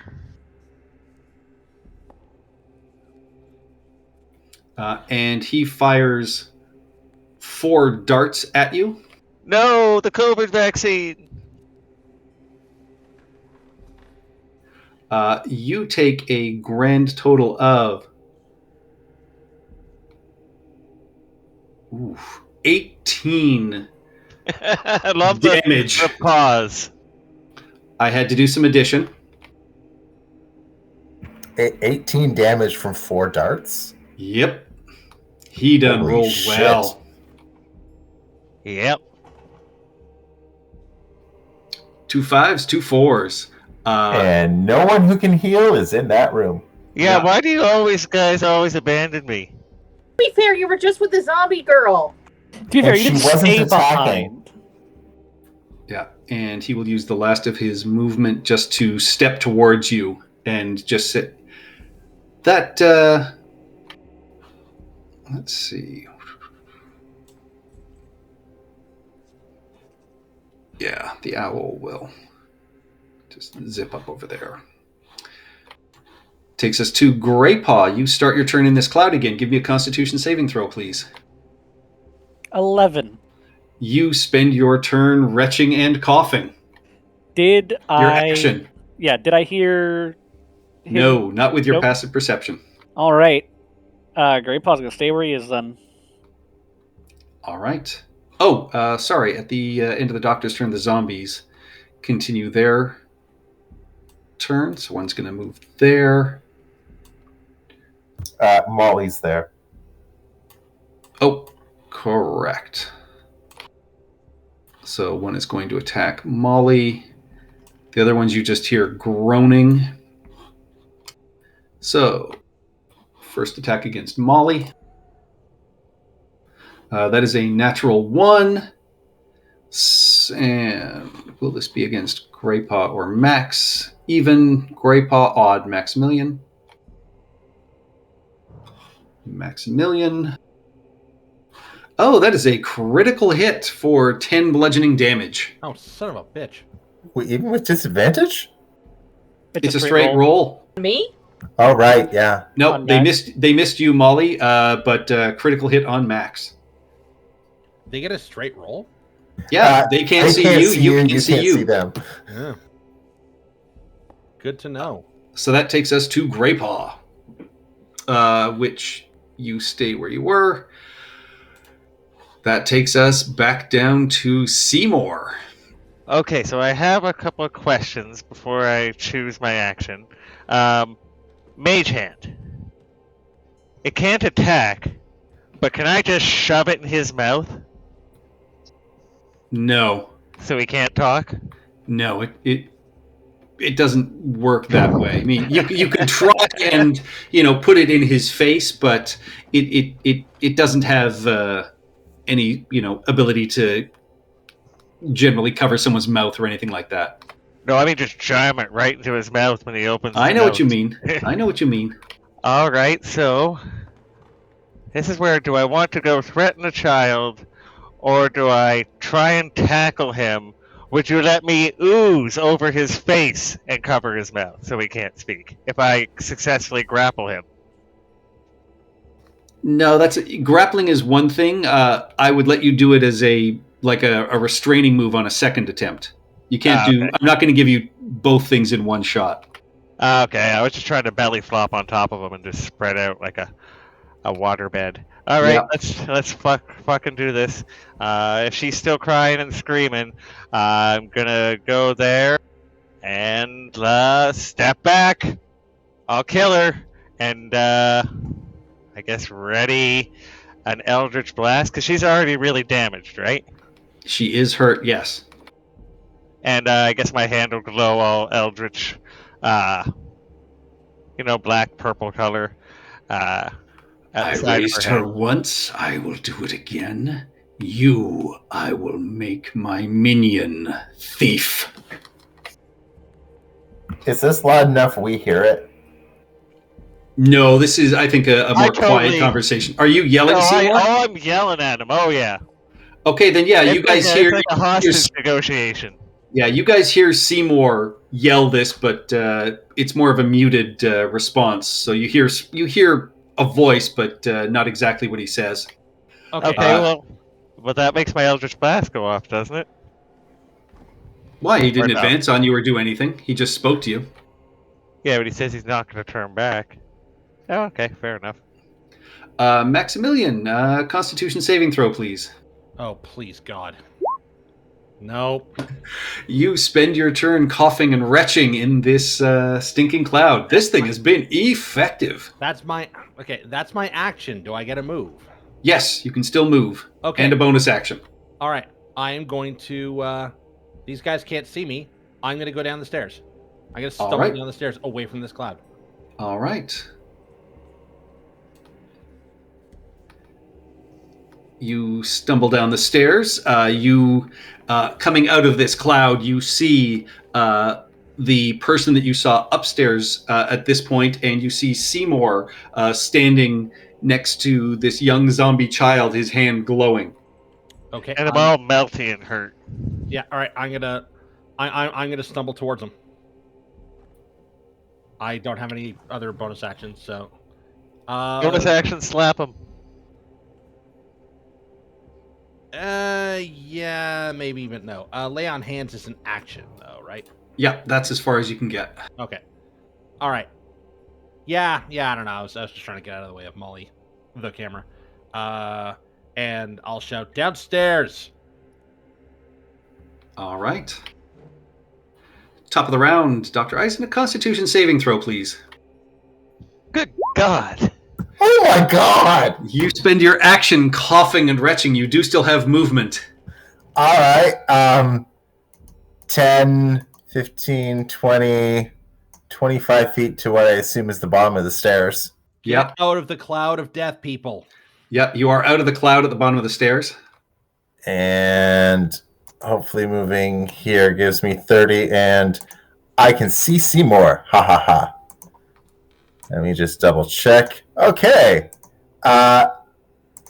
So suddenly Seymour. I'm there beside you.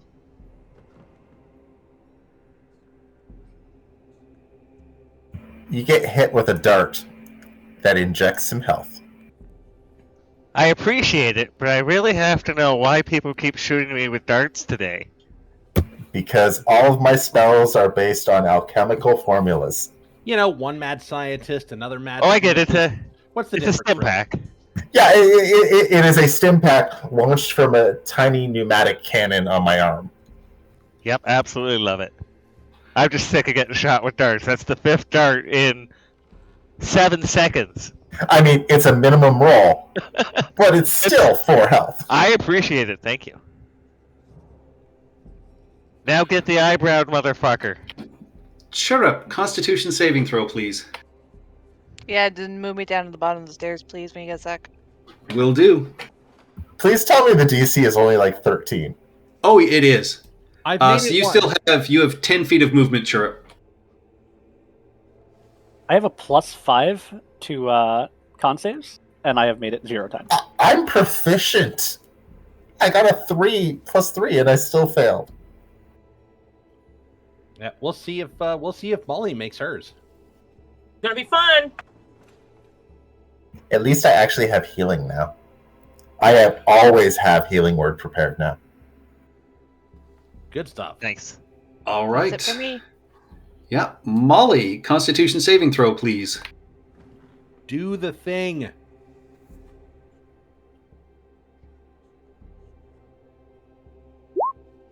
Hey, Molly, you are able to take your full action. What would you like to do?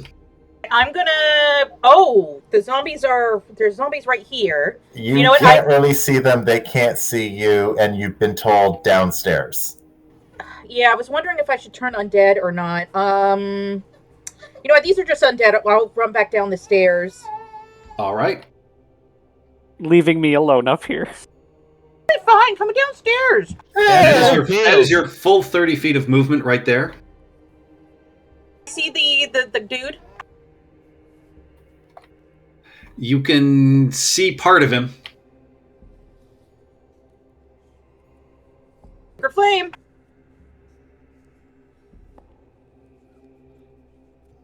That is a 19. He avoids your sacred flame. Son of a bitch, you evil capitalist. I'm done. And he will turn and look at those of you who just came down the stairs and say, "How dare you break into my home, threaten my daughter?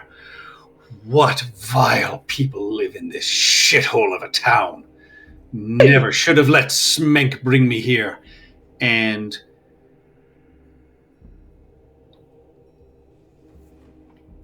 Seymour, you see him start to cast a spell. Your readied action will go off. Eldritch All Blast right. with disadvantage.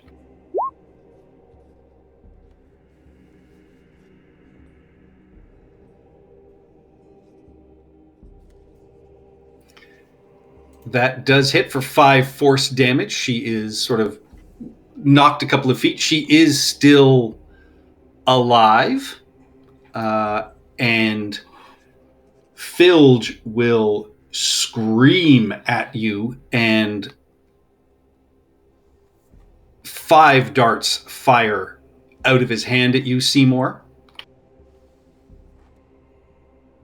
Shame Maximilian doesn't have Mage Slayer. Look, it's on the list. So's Heavy Armor Master. So, does he do 24 damage and kill me outright? He does not. The first 3 do 10 damage, which knocks you out. Okay, this is one attack, though. It's Magic Missile. Magic Missile. Yeah, there's different rulings on whether it's Yeah. like multiple death saves or one death save. But technically, each dart is an individual application of damage. Yeah. So I'd like it to be noted. 2 more strike you. That is 2 failed death saves. I'd like it to be noted now, for the record, that this death is not due to Ian's stupidity or ADD. Yeah. Oh my god, nobody can And heal at you. this point, Phil's will turn around and just look at the rest of you and just say, I'll give you one chance to take your friend out of here before he dies, and leave me to my research. It is important.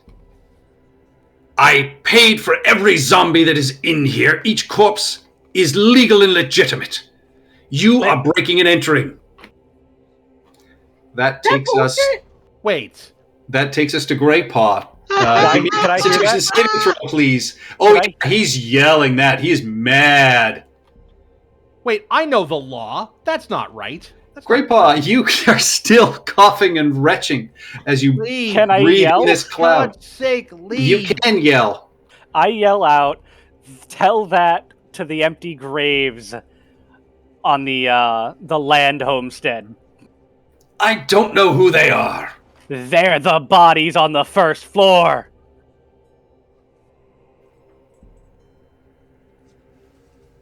Walk down the stairs. I am Walk- walking down the stairs Okay. as well, yes.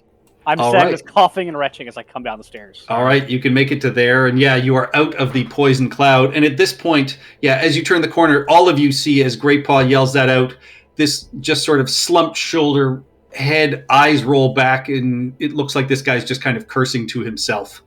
Seymour, death saving throw, please. Nobody Can this one be make rolled it to you. publicly? Nobody can make it to you before that happens. How do I well, whisper it? There's How do I 3 whisper people it? who could potentially have Healing Word. Yeah, but nobody can make it to him before his turn. Yeah. You son of a bitch. That is 1 success. Like, we all know this time. You do not die. One more. One more would have been awesome. Yeah, so Maximilian, you see as Grey Paw says this about the Land family, this person in front of you, yeah, their shoulders slump, their head rolled back, their eyes roll, and they're just like, damn it. All right. Does he look... so it looks like the fight's gone out of him? Or... He looks frustrated more than anything else at this point, but he still looks plenty pissed about, you can see him looking over towards his the daughter. All right. Sword comes out. I am going to lay it again, the tip against his throat, and I'm going to just growl at him, surrender now.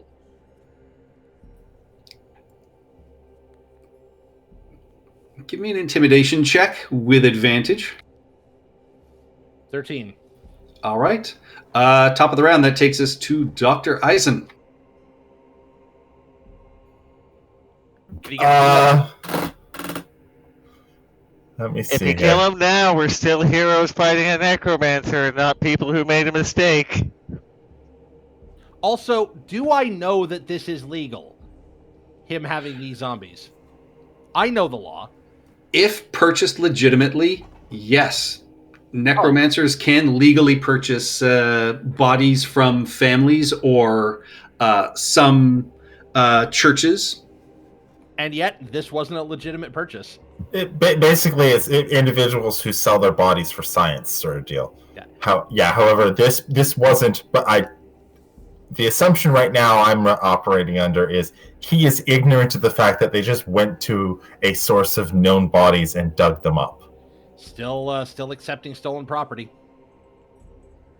Yep, your daughter should be shot for that. What do you do, Dr. Eisen? Kill Seymour.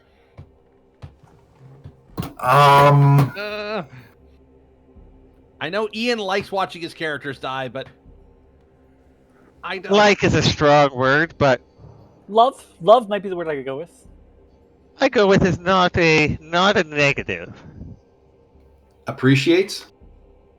Appreciates for a story, yes.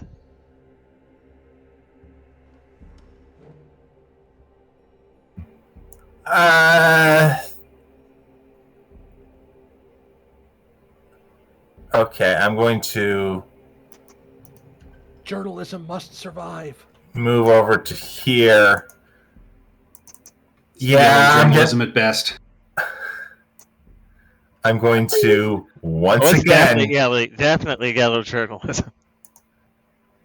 hit Seymour with a dart. All right, so As- that's 9, 10, 11 darts. As you do so, you actually see this person kind of cock their head and raise an eyebrow and almost sort of nod in appreciation. And then I'm going to, not as an action, of course, but as a free action, say, Seymour, stay down. Or, Seymour, stay down. This is a large misunderstanding. If we calm down and let cooler heads prevail, then perhaps we can all leave with our heads. And that takes us to Chirrup.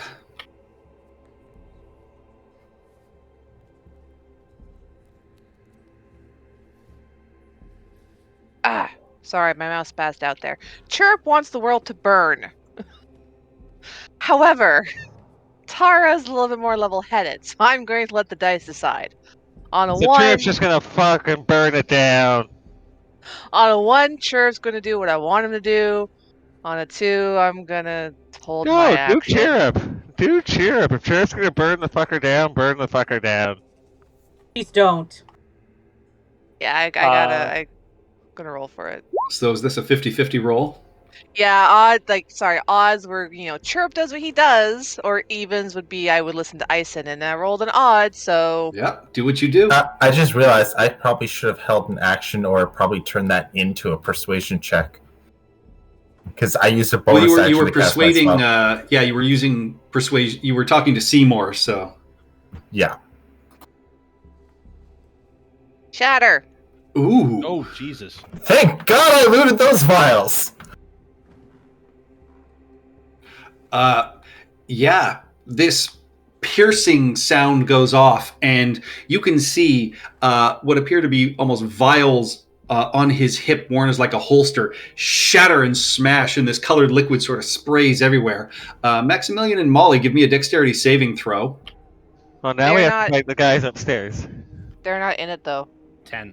No, this is from the liquid that sprays. Oh, okay.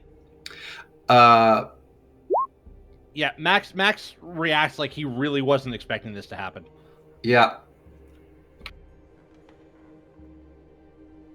Max, you gain 3 hit points. Yay! Molly, you're at max hit points, so you gain nothing. But yeah, you see his hair get sort of blown back as this loud sound shocks him. Yeah, he takes 15 thunder damage. And then I am going to duck around behind the doctor. Chirp. No, it was the right call. I am squishy boy. That's the reason why I'm running. But yeah, You're no, hiding behind the squishy girl.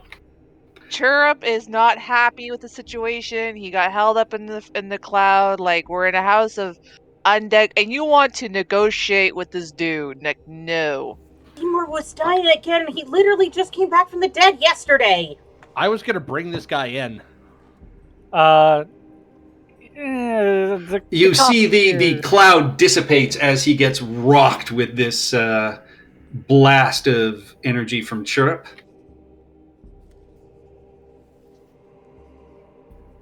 Lavender. That takes us to Molly. All right, I'm gonna be. How bad off is he looking?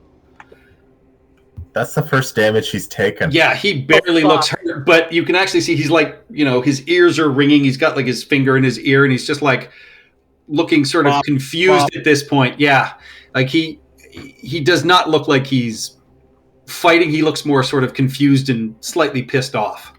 I will go to him and say, well, I think I finally actually agree with Maximilian, with my partner here, Maximilian T. Justice.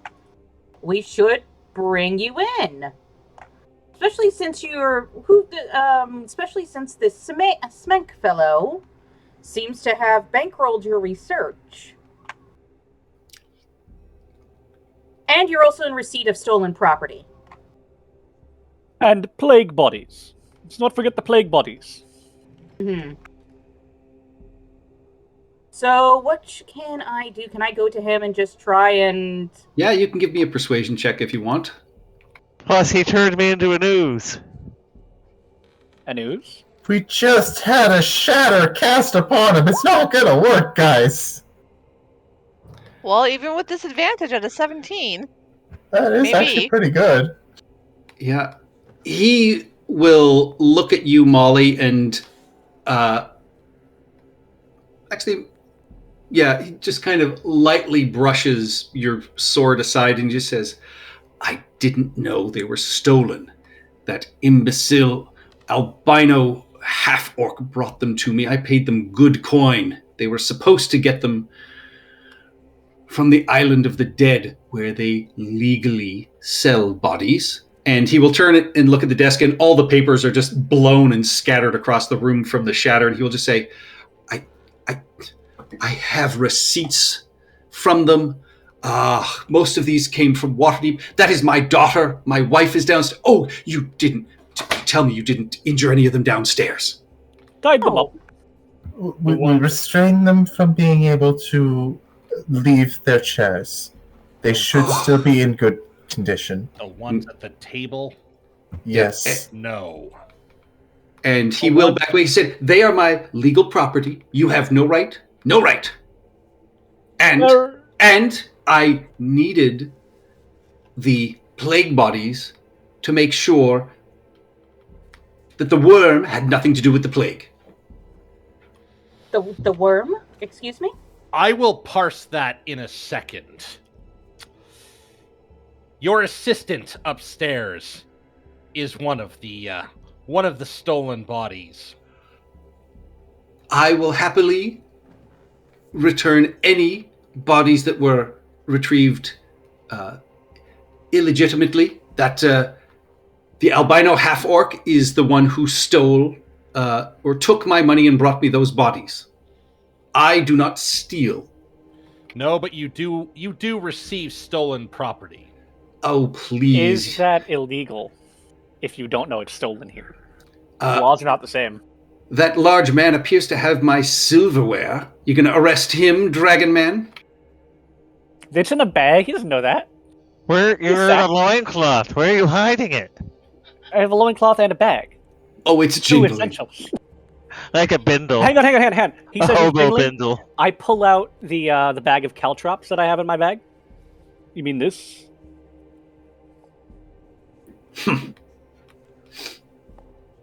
You hang around. You broke into my home, lawman. Arrest yourself.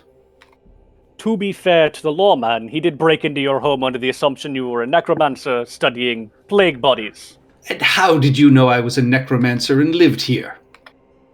You remember that albino half-orc you don't like? Sold you out, old man. Didn't even have to pay that much. We're out of initiative, right? Yes. All right, I will reform and leave the daughter. Wait, does mending work on undead?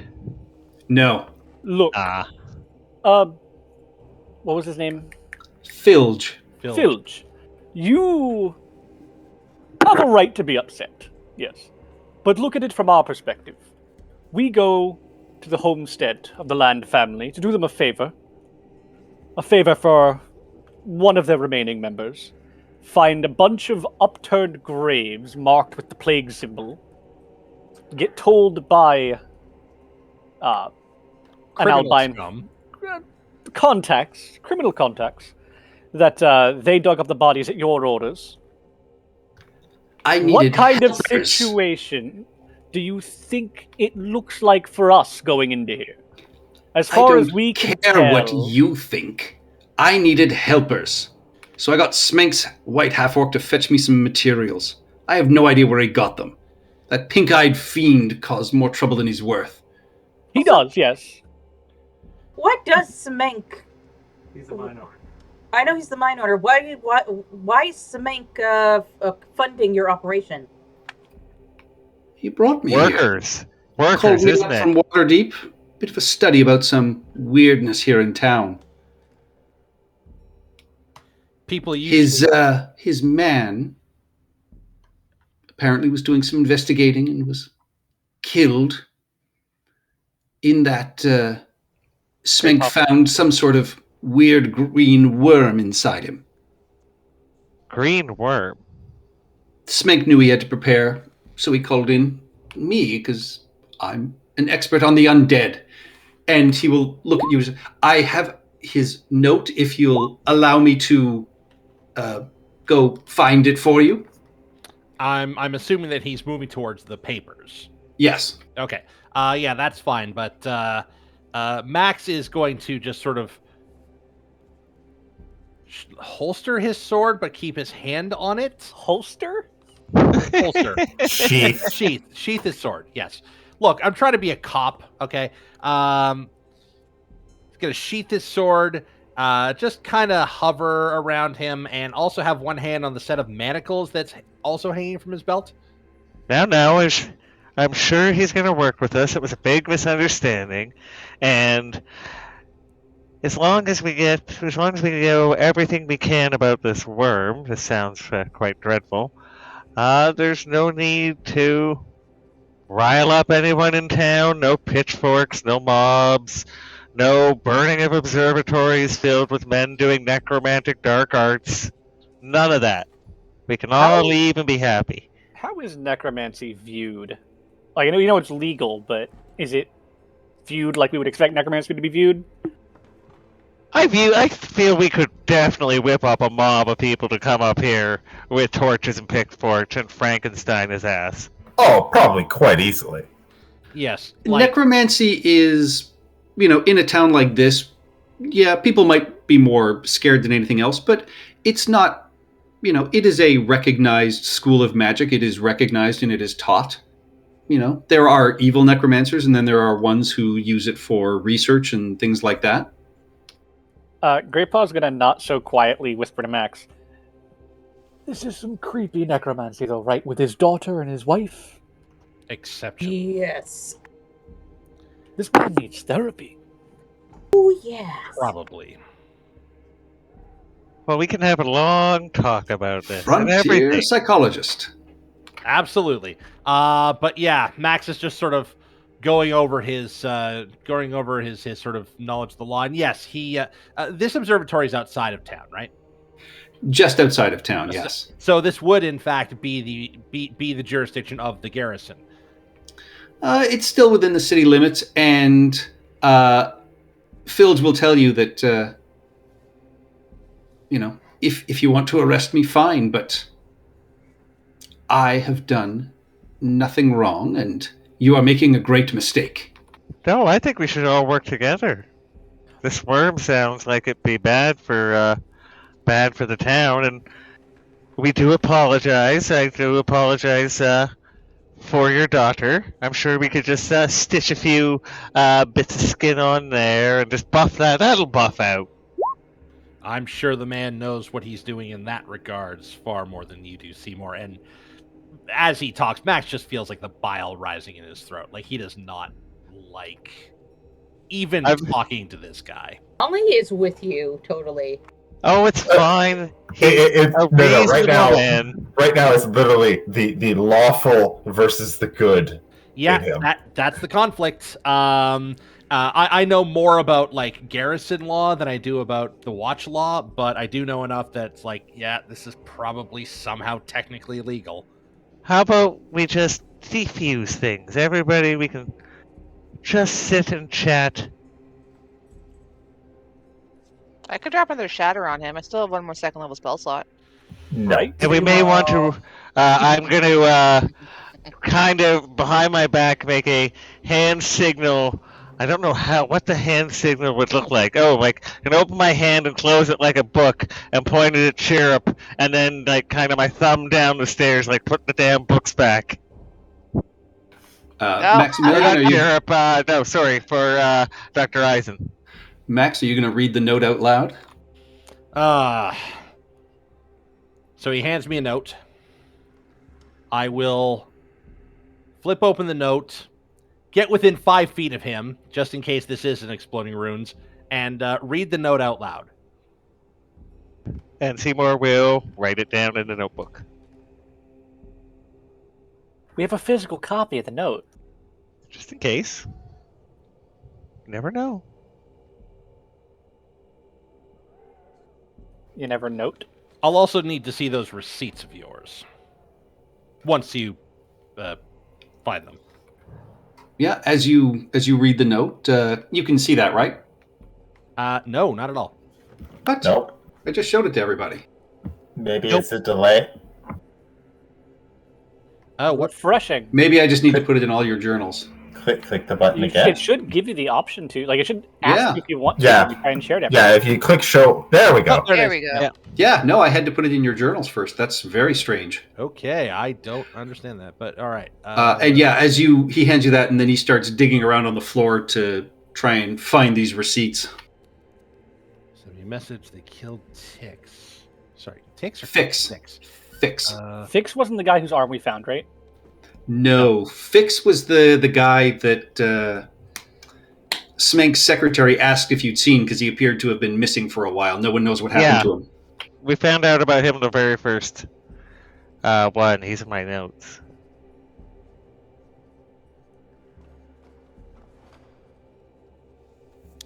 All right. Yeah, and Max will just kind of look with grave concern as he sort of reads this note out, and he gets to the part of the scroll of cure disease that had no effect. That's not good. Are y'all thinking what I'm thinking about these worms? In or out Like- of character? Out of character. Oh, definitely. I don't know In what. character, I'm oddly curious, yet yeah, not sure how to describe it. I like the tools you have. I prefer a syringe rather than a sort of dart. And he'll go to the desk and say, "Oh, who took my elixirs?" I will return them. He will look knowingly at Maximilian as he takes him back for you. Just sort of goes, To be fair, He was upstairs at the time, It's generally not thieving if you're stealing from people who are, and legitimately, he was upstairs at the time. and I was upstairs. at the stealing time. is, if taking from evil is not theft. That's correct, yes. Interesting. Confiscation. At the time, Well, we I think- believed that you were It's a civil an asset evil forfeiture. necromancer, and as such, removing assets in your employment would be beneficial to our task. How about this? We were wrong and we apologize. And Max will just sort of slump his shoulders and just Come grit on, his Max. teeth and just. The purple tiefling, ma'am, are you an expert in science of a kind? I'm an accomplished alchemist. Do you want to see the worm? It is restrained, correct? Oh, it's dead. It's in a small jar. Then yes, I would. He will say, "It's upstairs in my lab. Is it okay if we go back up?" Technically, you have done nothing wrong, and he does provide you receipts for all the zombies downstairs on the main floor and his daughter. No, he's done nothing illegal. he's done nothing illegal. A receipt for his own daughter, Yeah, well, Presumably he was in possession of that body to begin with. his wife. I had Presumably he was to, in I had possession to, of that I had body. to, I had to buy them back from the church after they died. which church? Do I know which church? Yeah, it's one of the major churches in Waterdeep. But not Kellamvor. On the way up, Grey Paw is going to ask about the dinner party. What's going on with the ones downstairs all around the table? Well, and he just looks a little sheepish and just says, "I don't have a lot of friends." Yes, Gene Necromancer. I wonder why. And as Greypaw's about to head up the stairs, he just kind of like Max just kind of stops him and just like sort of pats where the silverware is and just kind of like gestures like, "Give that to me." And Filge will just take a second and go over and comfort his daughter and put her back on the bed before going back upstairs. Grey Paw will head down and grab the silverware from Chirrup and go put it up. Chirrup is not there. Yeah, Chirrup's gone. I thought Greypaw had the silverware. I gave Chirrup half of it. What? Oh man! Now we're gonna have to buy the fucking silverware back. We can go upstairs and see the verb. What is Chirrup up to downstairs on the main floor? Well, at first he's just okay. Like they're gonna do their talkity talk thing. So he's waiting, and then he's gonna get bored, and he's gonna eventually head back upstairs. And at that point, I'm assuming everyone else is gonna be upstairs. So then he's gonna check out the shiny thing that's in the mouth of the dead woman. All right. Oh wait, is the dead woman his wife? No, so. his wife is the zombie downstairs at the dinner party that said she loved him. Oh yeah. So it's not as icky as you all thought. No, that's And still yet- icky. And It's yet just it's still sad. incredibly icky and sad. Yes. The answer is yes. Yeah, he tells the zombies that are upstairs just to go stand to the side, and they do.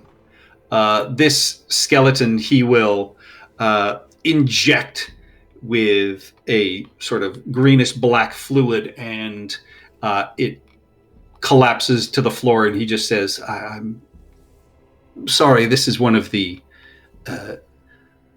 bodies that pink-eyed fiend brought me. Please, I will pay for any reinterment and apologize to any family that is still alive." We can. We will cover the reinterment. Don't worry. It's our mistake. Barging in half-cocked, paladin at the ready. You know how it goes. We're very sorry. And there are no living family members remaining.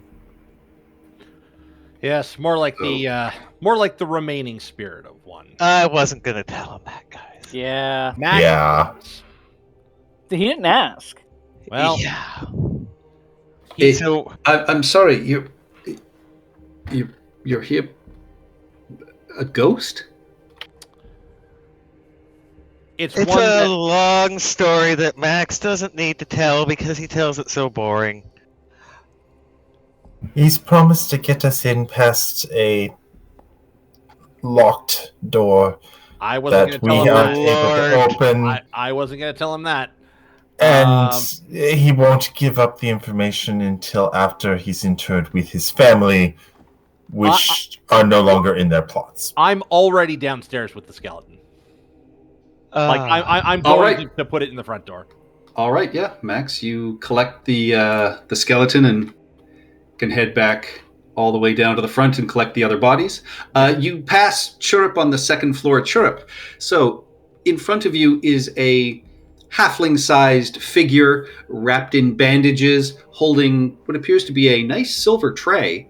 On this tray is a woman's head, purple tongue hanging out, and you can see there appears to be a platinum piece sitting at the end of her tongue. Oh, just like a single coin? Yep, and as you get closer, you can see it appears to be a goblin that has been wrapped in bandages and dressed in a fine suit with a top hat and glasses perched on the edge of their nose. Okay, I'm going to... I don't actually really touch the thing per se. Yeah, glasses with like smoky lenses sitting at the tip of their long nose. I'm just curious about this platinum piece, so I'm just going to take my crossbow. I have no intention on taking it now. It's just a coin. Whoop-de-doo, it's a coin. But I'm just going to take out a crossbow bolt, and I'm just going to kind of tap it and knock it off the tongue. And as you do so, the mouth opens and you just hear a voice screaming, "Intruder! Intruder! Intruder! Intruder!" Oh, bloody hell, I put the coin back. I facepalm again. We apologize for that as well. That was an accident, wasn't it? Maximilian, you aren't there. You're down on the main floor. I thought I was on the second floor. No, you passed by as Chirp was doing that. As you, Okay. So yeah, you hear that come from the second floor. There's a door here, right? Yes. I check out the door. It is a small closet. There's a couple of robes hanging in it. Now Chirp's in the closet. Max, will head back upstairs. The audacity! And clarification for this mausoleum piece here, is anything removable on it? Nothing is removable, but I mean, the piece itself is a presumably worthwhile piece. All right. When you also pick up, I mean, if you're looking around, you can see this is. I'm literally just poking around, killing time at this point. Like I have no intention on taking anything. I'm just being a nosy little bastard. Yeah, the rug is pretty nice, good construction. Appears to be a spell book sitting by the bed with the zombie girl who eyes you fearfully as you are sort of looking around. And off, as you pass by, sort of shows you the dolly. With an arrow sticking out of her head still. Oh yeah, she still has a Cherub's own crossbow bolt sticking out of her head. So she's, looking kind of scared of you and showing you the doll. All right. I feel bad. I don't think Chirp does. Yeah.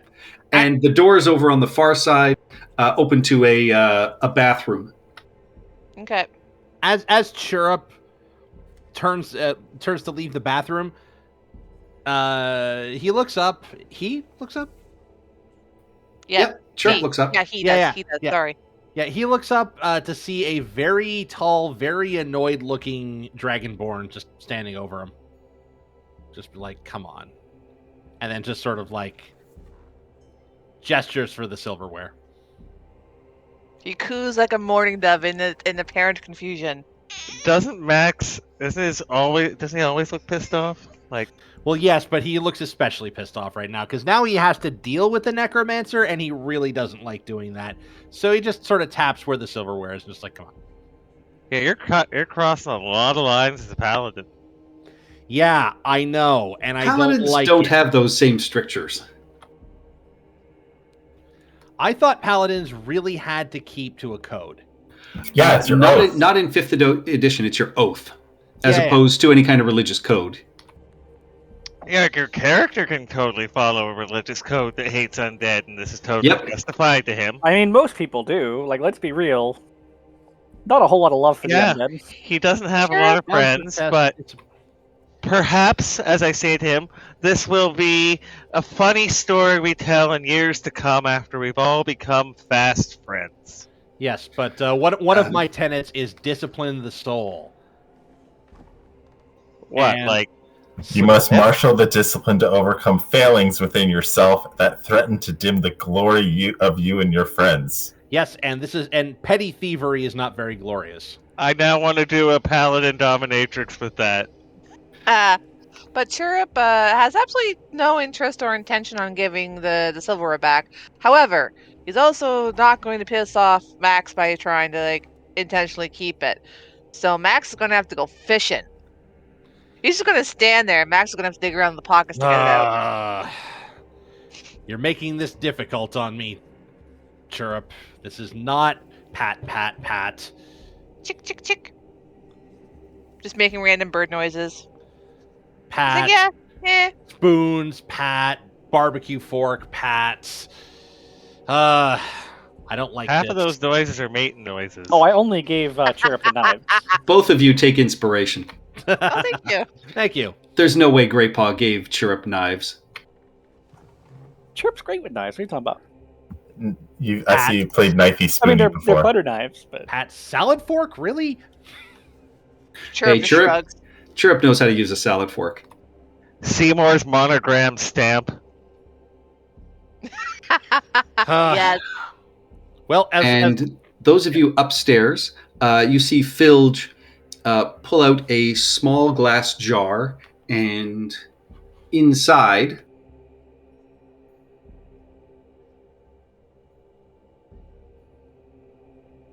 let me do it that way for you.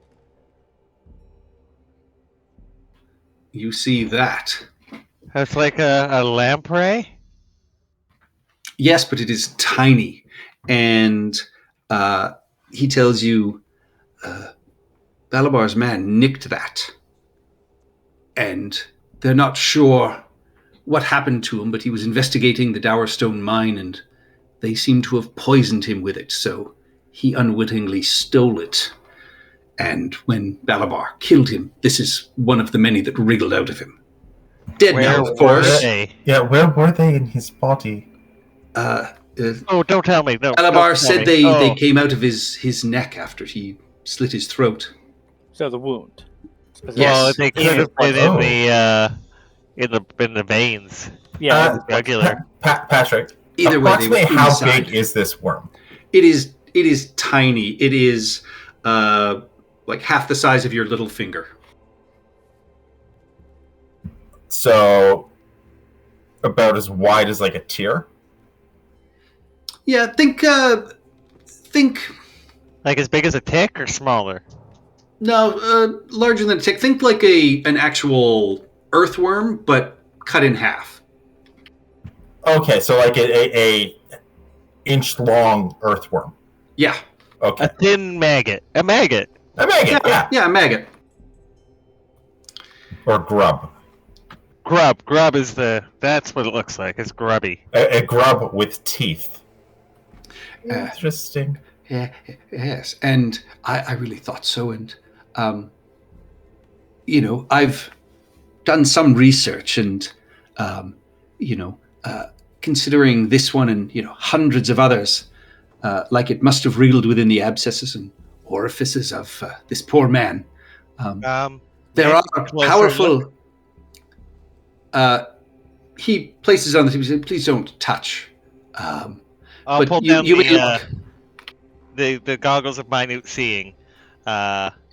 And focus them in and just take a look. And he just, those are what Holy delightful jeez. inventions. I know, aren't these fantastic? Yeah, and you can see, they are green segmented worms with round maws, large, for the size, clear teeth, and he will say, I believe these are part of an undead creature known as a zombie that is colloquially known as a spawn of Kios. If true, this could be a real problem. Once they get inside you, you're basically a living dead within a day, if not sooner. This does not bode well. Agree. As Max And as Max sorry, go comes ahead. up, as Max comes upstairs, it's like Kius. Funny, I was always more of a fan of Queens of the Stone Age. Anyways, nobody gets that. Ba-dum-ts. Yeah. You won't laugh at my jokes, I won't laugh at your jokes. Right. I'll be too young to get your jokes. I'm sorry. This spirit you were saying is going to let you into somewhere ancient, somewhere crawling with Oh, delicious no. secrets. Is it? No, there's a locked door within our home that, unfortunately, no key works, and we've broken all the lockpicks we've tried on it. Apparently there's a secret he used to play in the building with his friends, and he knows how to unlock it. Yes. Also, his family was stolen, and it's the right thing to do. Yeah, yes. You're not there. No. You're still searching Chirrup. Right. I've said it. Yeah. Why do you need 4 of these dessert spoons? Anyways, sorry, go Obviously, ahead. one for him, one for his daughter, one for his wife, and then one for a guest. No, I'm talking to Chirrup. Sorry, what? Never mind. I'd have loved to accompany you, but tell me if you find anything interesting. I'm always up for magical knowledge and information. Well, it sounds like we might have a start of a good relationship here. Shut up, you. I'm going to take a closer look at the body. The body is clear. He will, immediately start sort of chattering. He, points out the areas of the red plague and shows that, it's the difference that, whatever that plague was, it didn't cause undeath the way these worms seem to do in Mestal Fix. And Badme is just politely sort of listening, feigning interest, trying to look for an opening to quietly say, we have to go and try and get out of here. It's that very uncomfortable of, you have lots of interesting information, but it's like dealing with an SS soldier. She doesn't want to be here. And he's useful. We can deal with him. He's useful. He registers this and just sort of sadly understands and just says, "Well, okay. I do find what you do interesting. I like your tools, but and it's just kind of embarrassingly sort of sputteringly on you.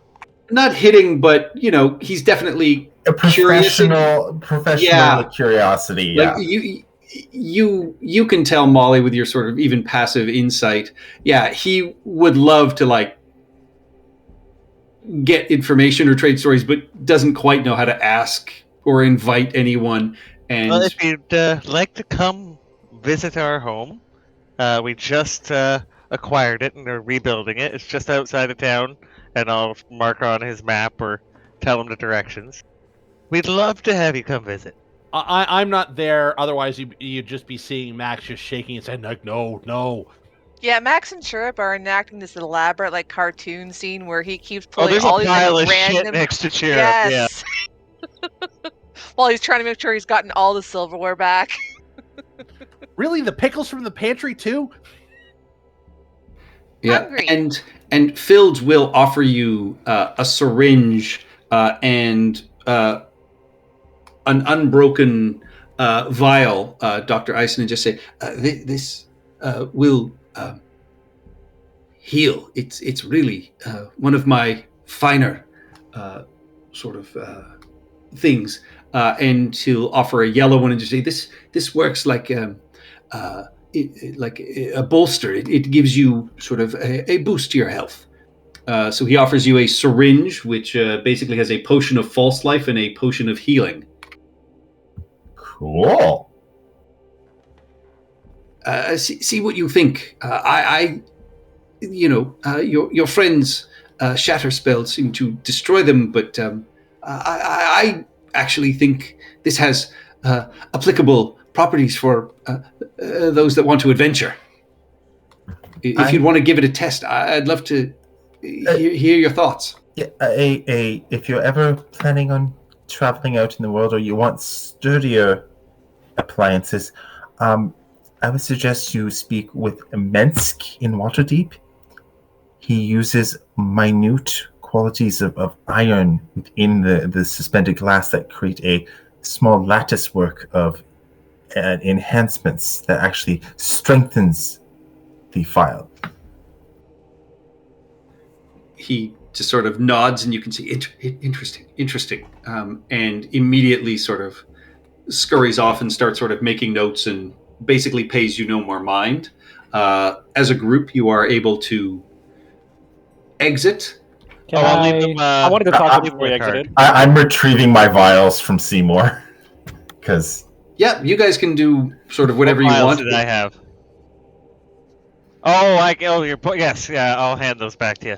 But I'm also going to hand him a card and say, if you ever want to sell your wares and put an advertisement in the paper, or find more corpses, I'm sure you could deal with people directly, not have to deal with that albino gentleman. You can leave it on the table there.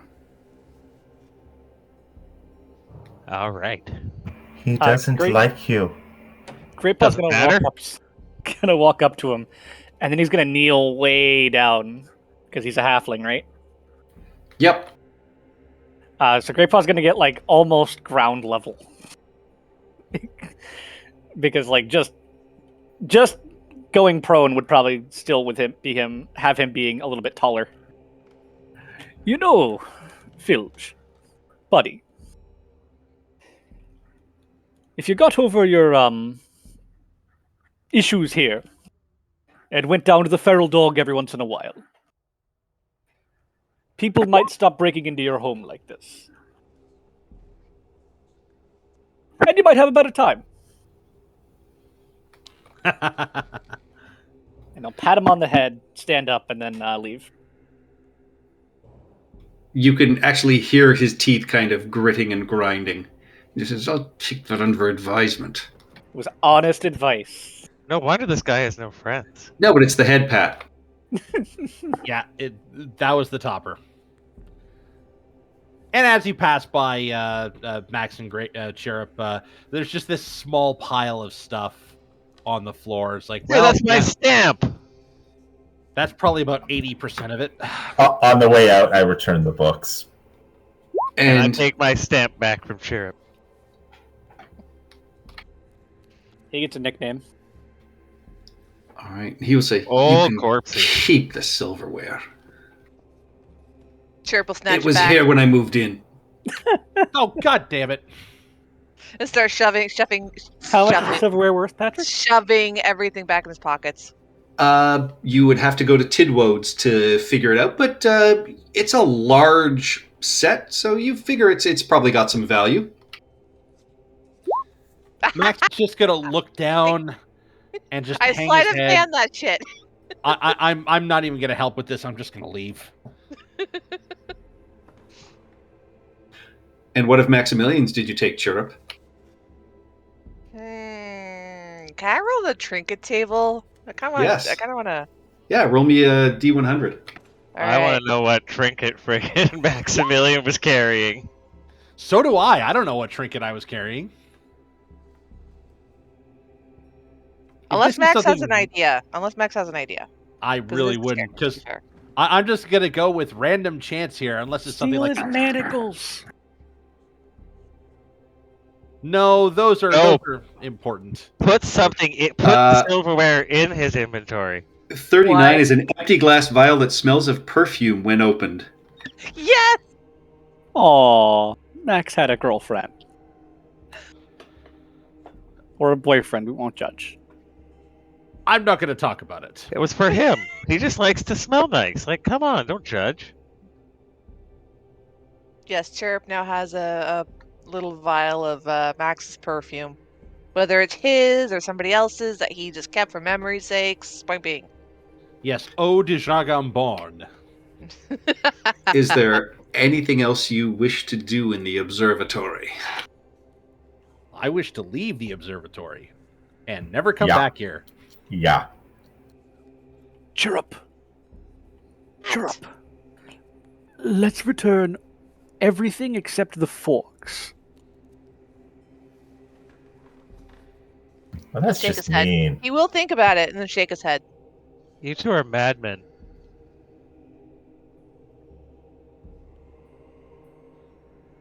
More money. Full set. I am gonna have to talk to both of you about the difference between theft and salvage. Well, we thought it was salvage at the time. with that, you can head out of the observatory. Now, you have all of the bones of the Land family if you wish to inter them. You also have some items of value that you've not yet evaluated their worth that you can go down to Tidwodes if you wish. But you do know from the prior night that Auric and the Waterdavian explorers were still recovering from their injuries the night before, so time may well be of the essence to get back into the cairn. What would the party like to do? I'm going to suggest we stop by the mine house, deposit our belongings, and then rebury these bodies. Maybe take lunch. Let's go to Tidwood's, Chirrup. Figure out what we can get for these.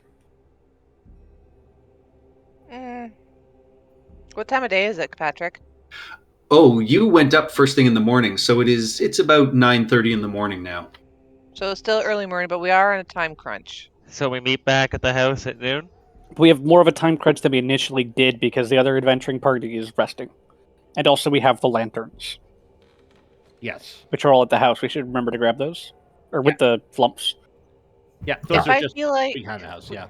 If I feel like we have the time, I will agree to that.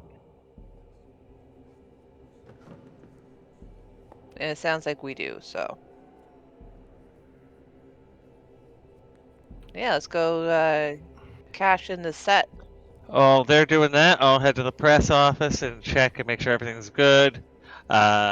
Relay anything I want in the paper. And I guess what time are we meeting? Noon at the house?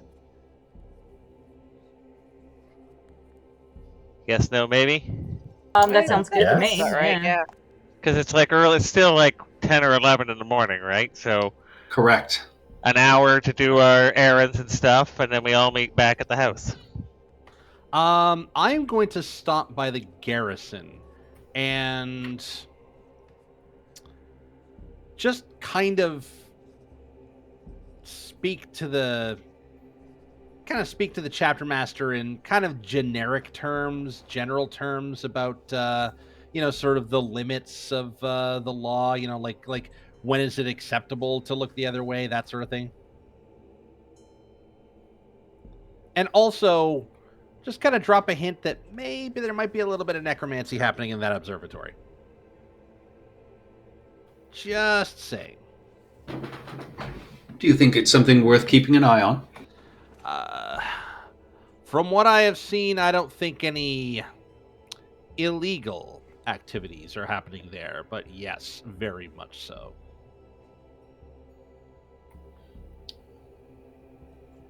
Well, we will keep our people to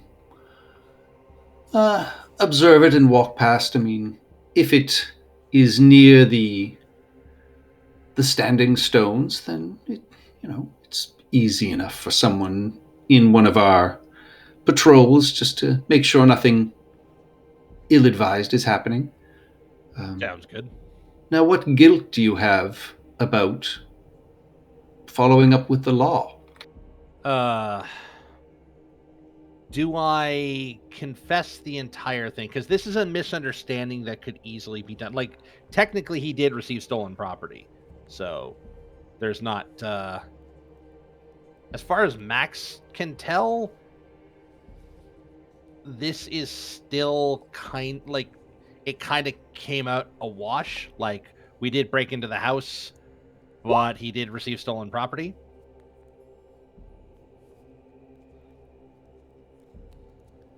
And that's kind of where he is going to... Yeah, basically. That's basically where he's like, okay, when is it appropriate to look the other way? That's his question. Situations can be complicated, and I understand there is judgment involved. The higher standard says no quarter given to lawbreakers, but when is that appropriate? And when is that not appropriate? We also have a philosophy that lawbreakers may need to have intent behind what they do. If it is a genuine mistake, we can be perhaps lenient, if not entirely forgiving. And do you believe that atonement is possible? For the individual involved, it'll be a long road. Maybe. I don't know him that well. But even in general, do you believe in offering a second chance or purely in justice as punishment? I haven't decided yet.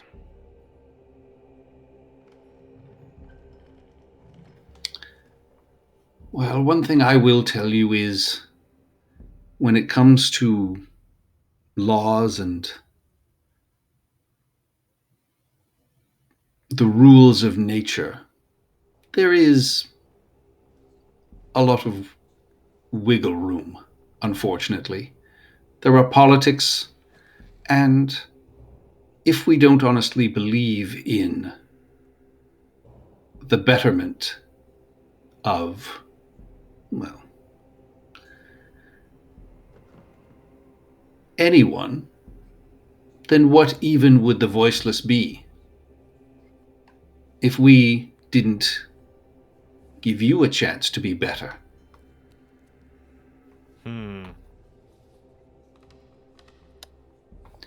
I'll have to think about that. Indeed.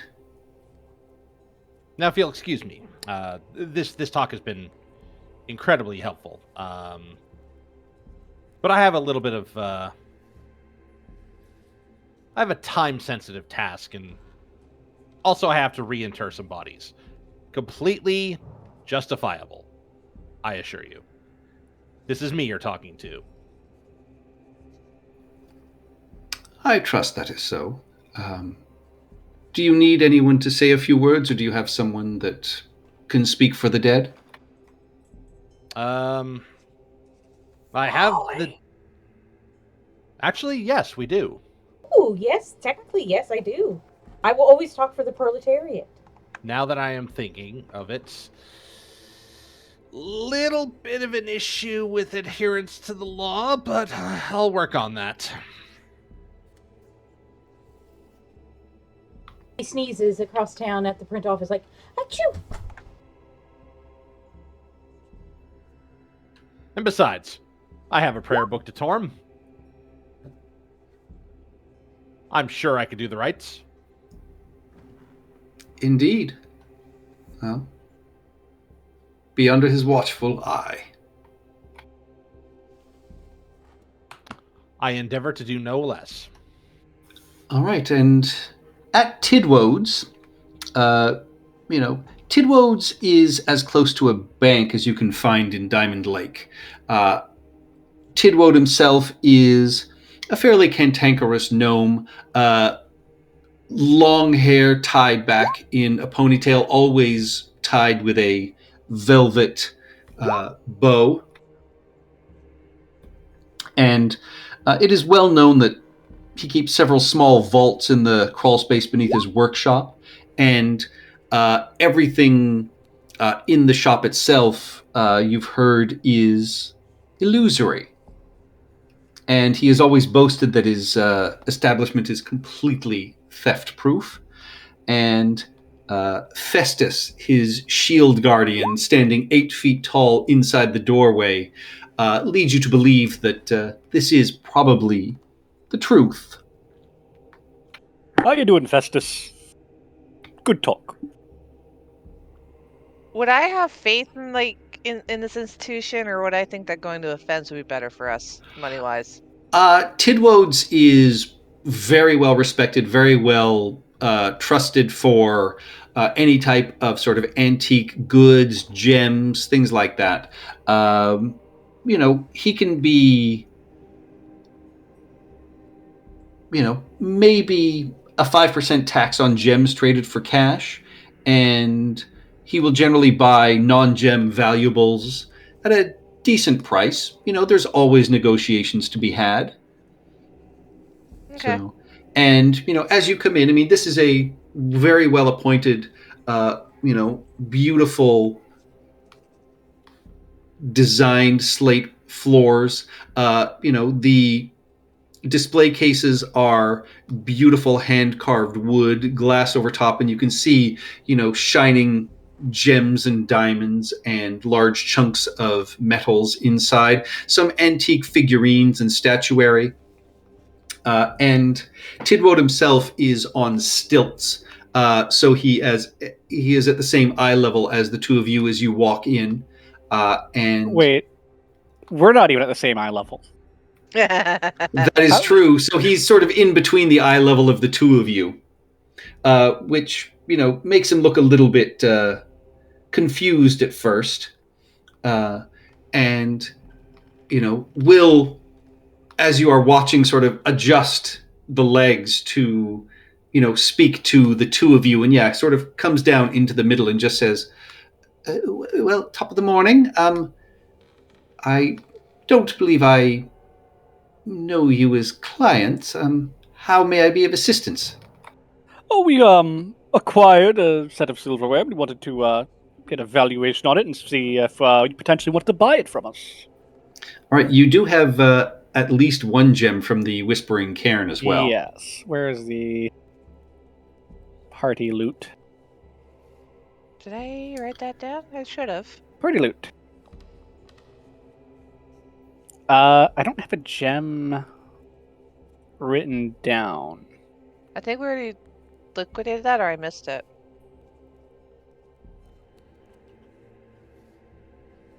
The word gem does not appear in my notes. Gems and sellables. We just have gold there.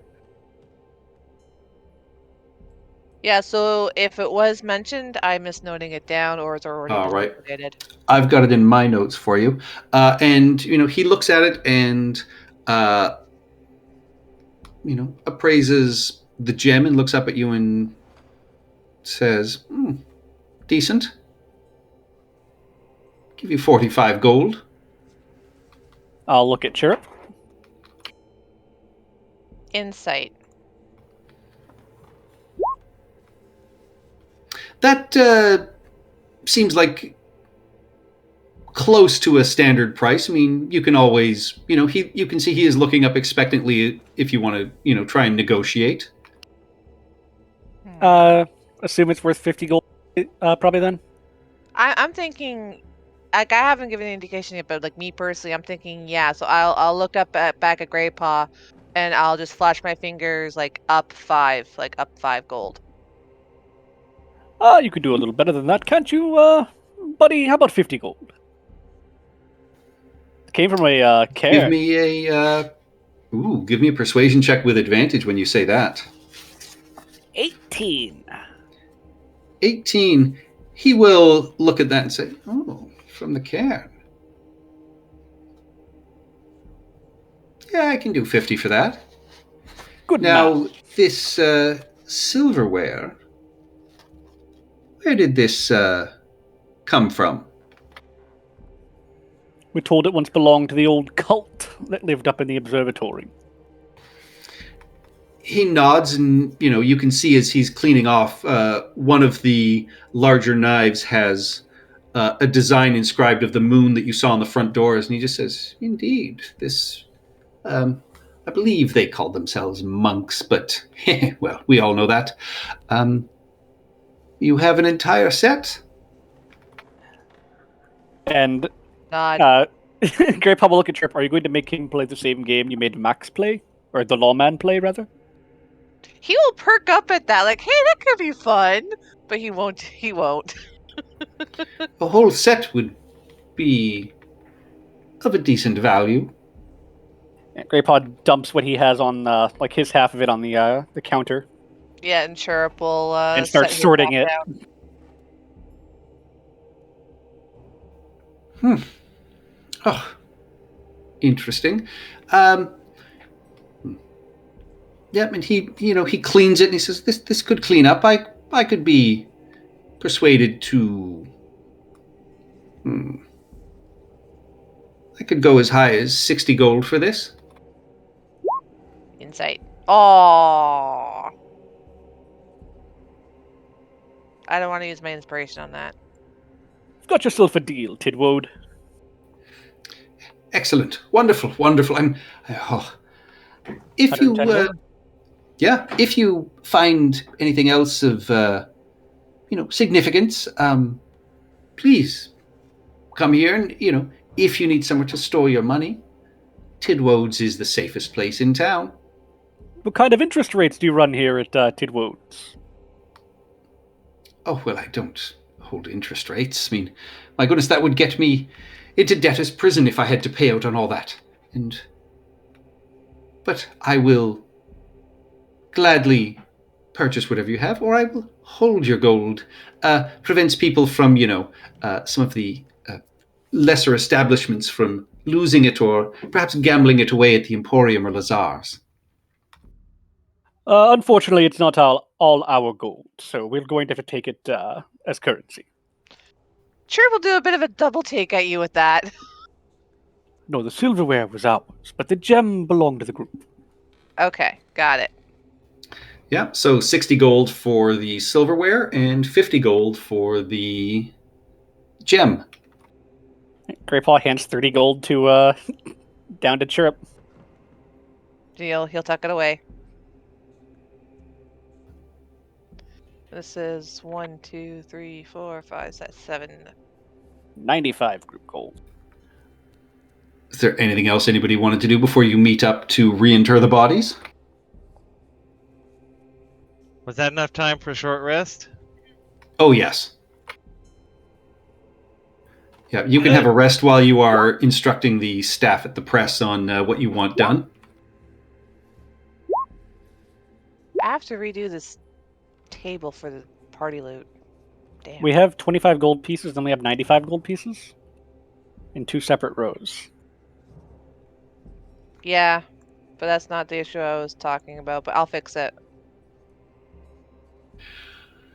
All right, so around noon, you all have had lunch and a drink, and you find yourselves back out at the land farmstead.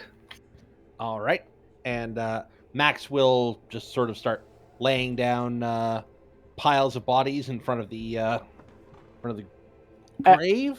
As we're walking after the land farmstead, before that, we should walk very loudly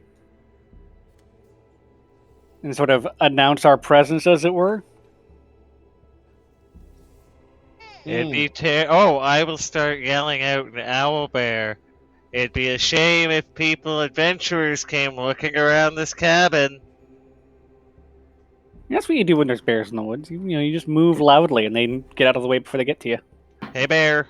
Hey, I don't know if bear. owl bears operate in the same way, but Yeah, But now I'm saying it in Owlbear. there doesn't appear to be any activity coming. is owlbear a language? Well, it's a beast, isn't it? Oh, Hey, who knows? can I take away Really? Chris's inspiration, please? No, that was great. All right, so I start laying down bodies, and I realize I have no idea which body goes in which hole.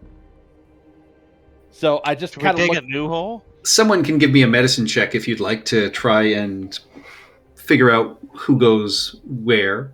Alistair. I'm The proficient. children are easily able to do. The adult bodies, Yeah. someone will need a medicine check. Can I get a Ooh. guidance? Seymour, let the doctor do this. I'm assuming I could Oh, get it's a like guidance. Yes, I would assume so. That's a Yeah. 14. Yep, you are easily able to figure out the male versus female, and easily and quickly figure out which bodies go under which headstone. And after a few minutes of digging, I mean, it is warm out, so it takes a little level of exertion, but you do get all bodies reinterred into the ground. All right. Molly, would you like to say some words? Oh, yes, absolutely. Give me 1 second.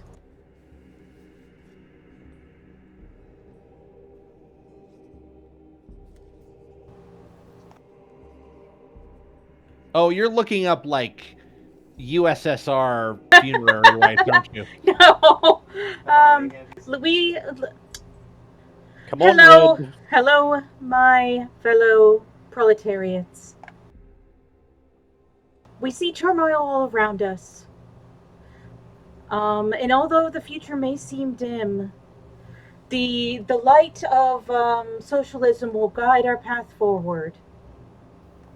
May we remember the high cost that was paid to live in this town.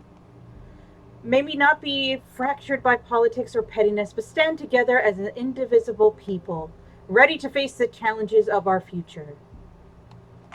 May your word direct us, your promises keep us, your power protect us, and your purpose restore us. Amen. And the ghostly form of Alistair appears and just says, "Thank you, madams and sirs. I will wait you into the tomb where I will show you the incredible delights that wait beyond that door for you." Oh, I don't like that. Thank you. That phrasing. Lights? Oh boy. All right. Yeah, we'll be there in about 25 minutes. Did anybody catch that? What he just said? I did. Oh, this is going to be great. Okay. Chirp caught it too, and he'll just, gird his loins, tighten his belt, and all Wow. this stuff. Yeah. All right. This It'll be fine. might be the second good deed today that we didn't think was what we thought it was. And we head right over to the tomb. All right, you have the lanterns. Yep. You are able to light them. Once again, climb up the chain, and you find yourselves in the hallway that you know.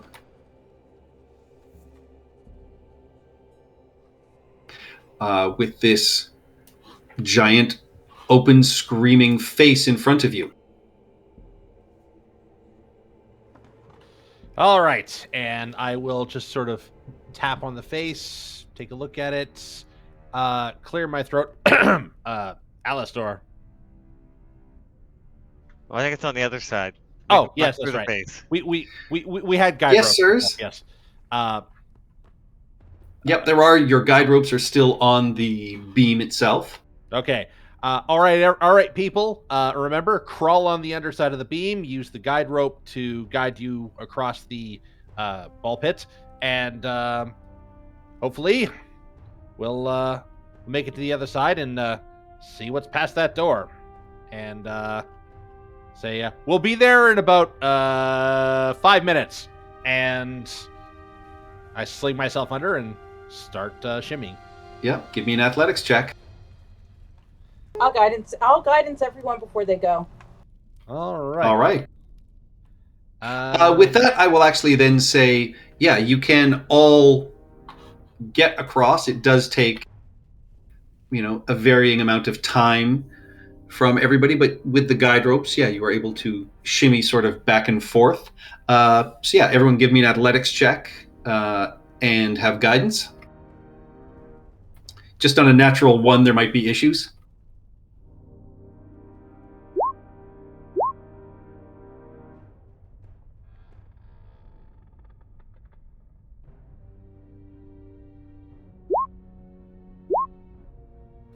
Yeah, there are no issues. In fact, it's Maximilian that takes the longest time, just being as careful as he was. But you are all able to scurry across this beam. And the ghostly form of Alistair, just thanks you all again and just says, "I'll be back in a moment."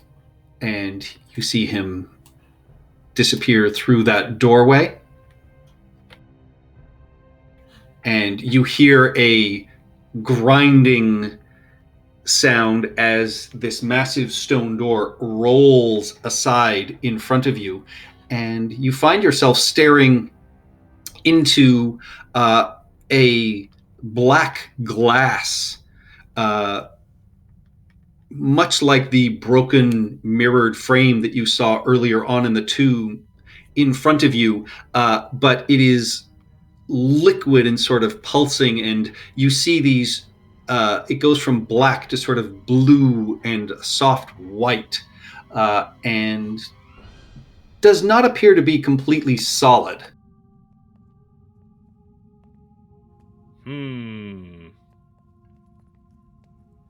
All right. Doctor, are we good? I don't know.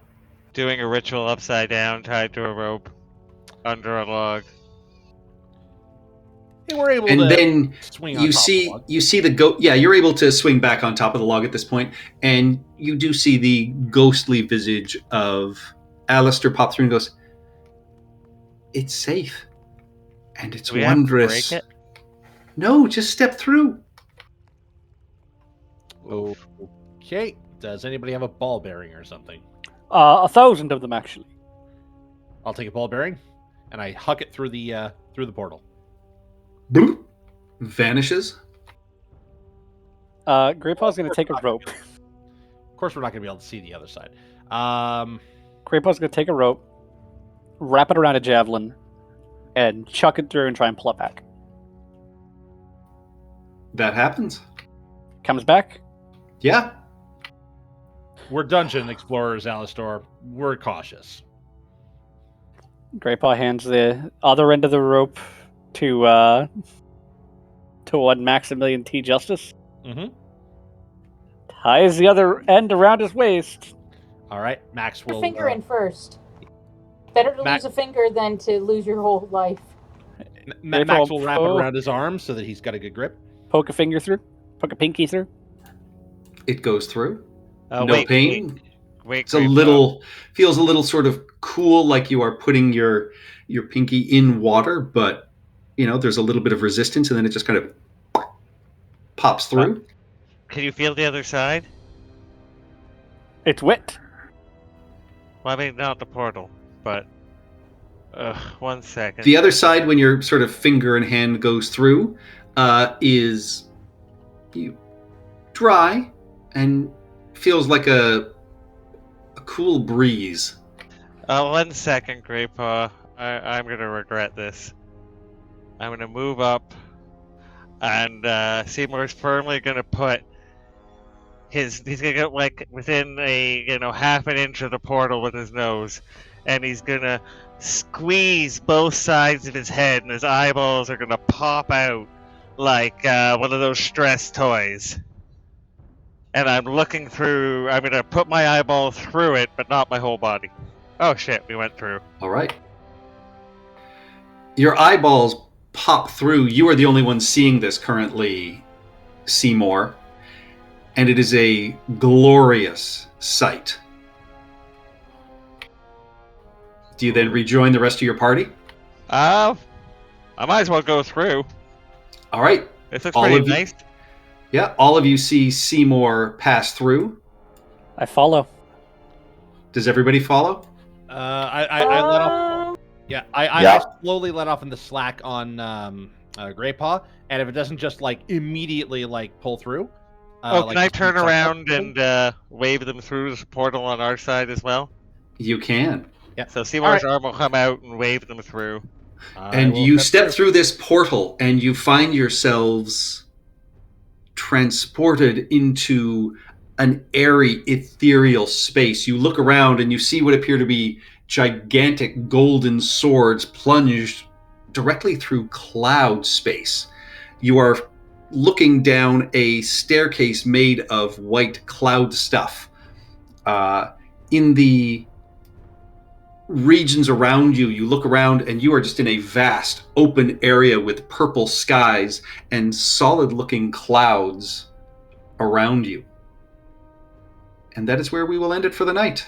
Woo. Interesting. Ooh. Very nice. And you just hear the voice of Alistair say, "See? Told ya." Thank you, Alistair. Goodbye. Goodbye. And I will look around and go, I wonder how much we can get for those golden swords. We might devalue gold. Nonsense. That's not It's- how economies work. It's Can I probably feel an the sword? illusion. With Mage Hand, or is it an illusion? Let's see. We'll find out next week. Ah. With that, I will end the stream. Thank you all for watching. Bye-bye. We're on the element.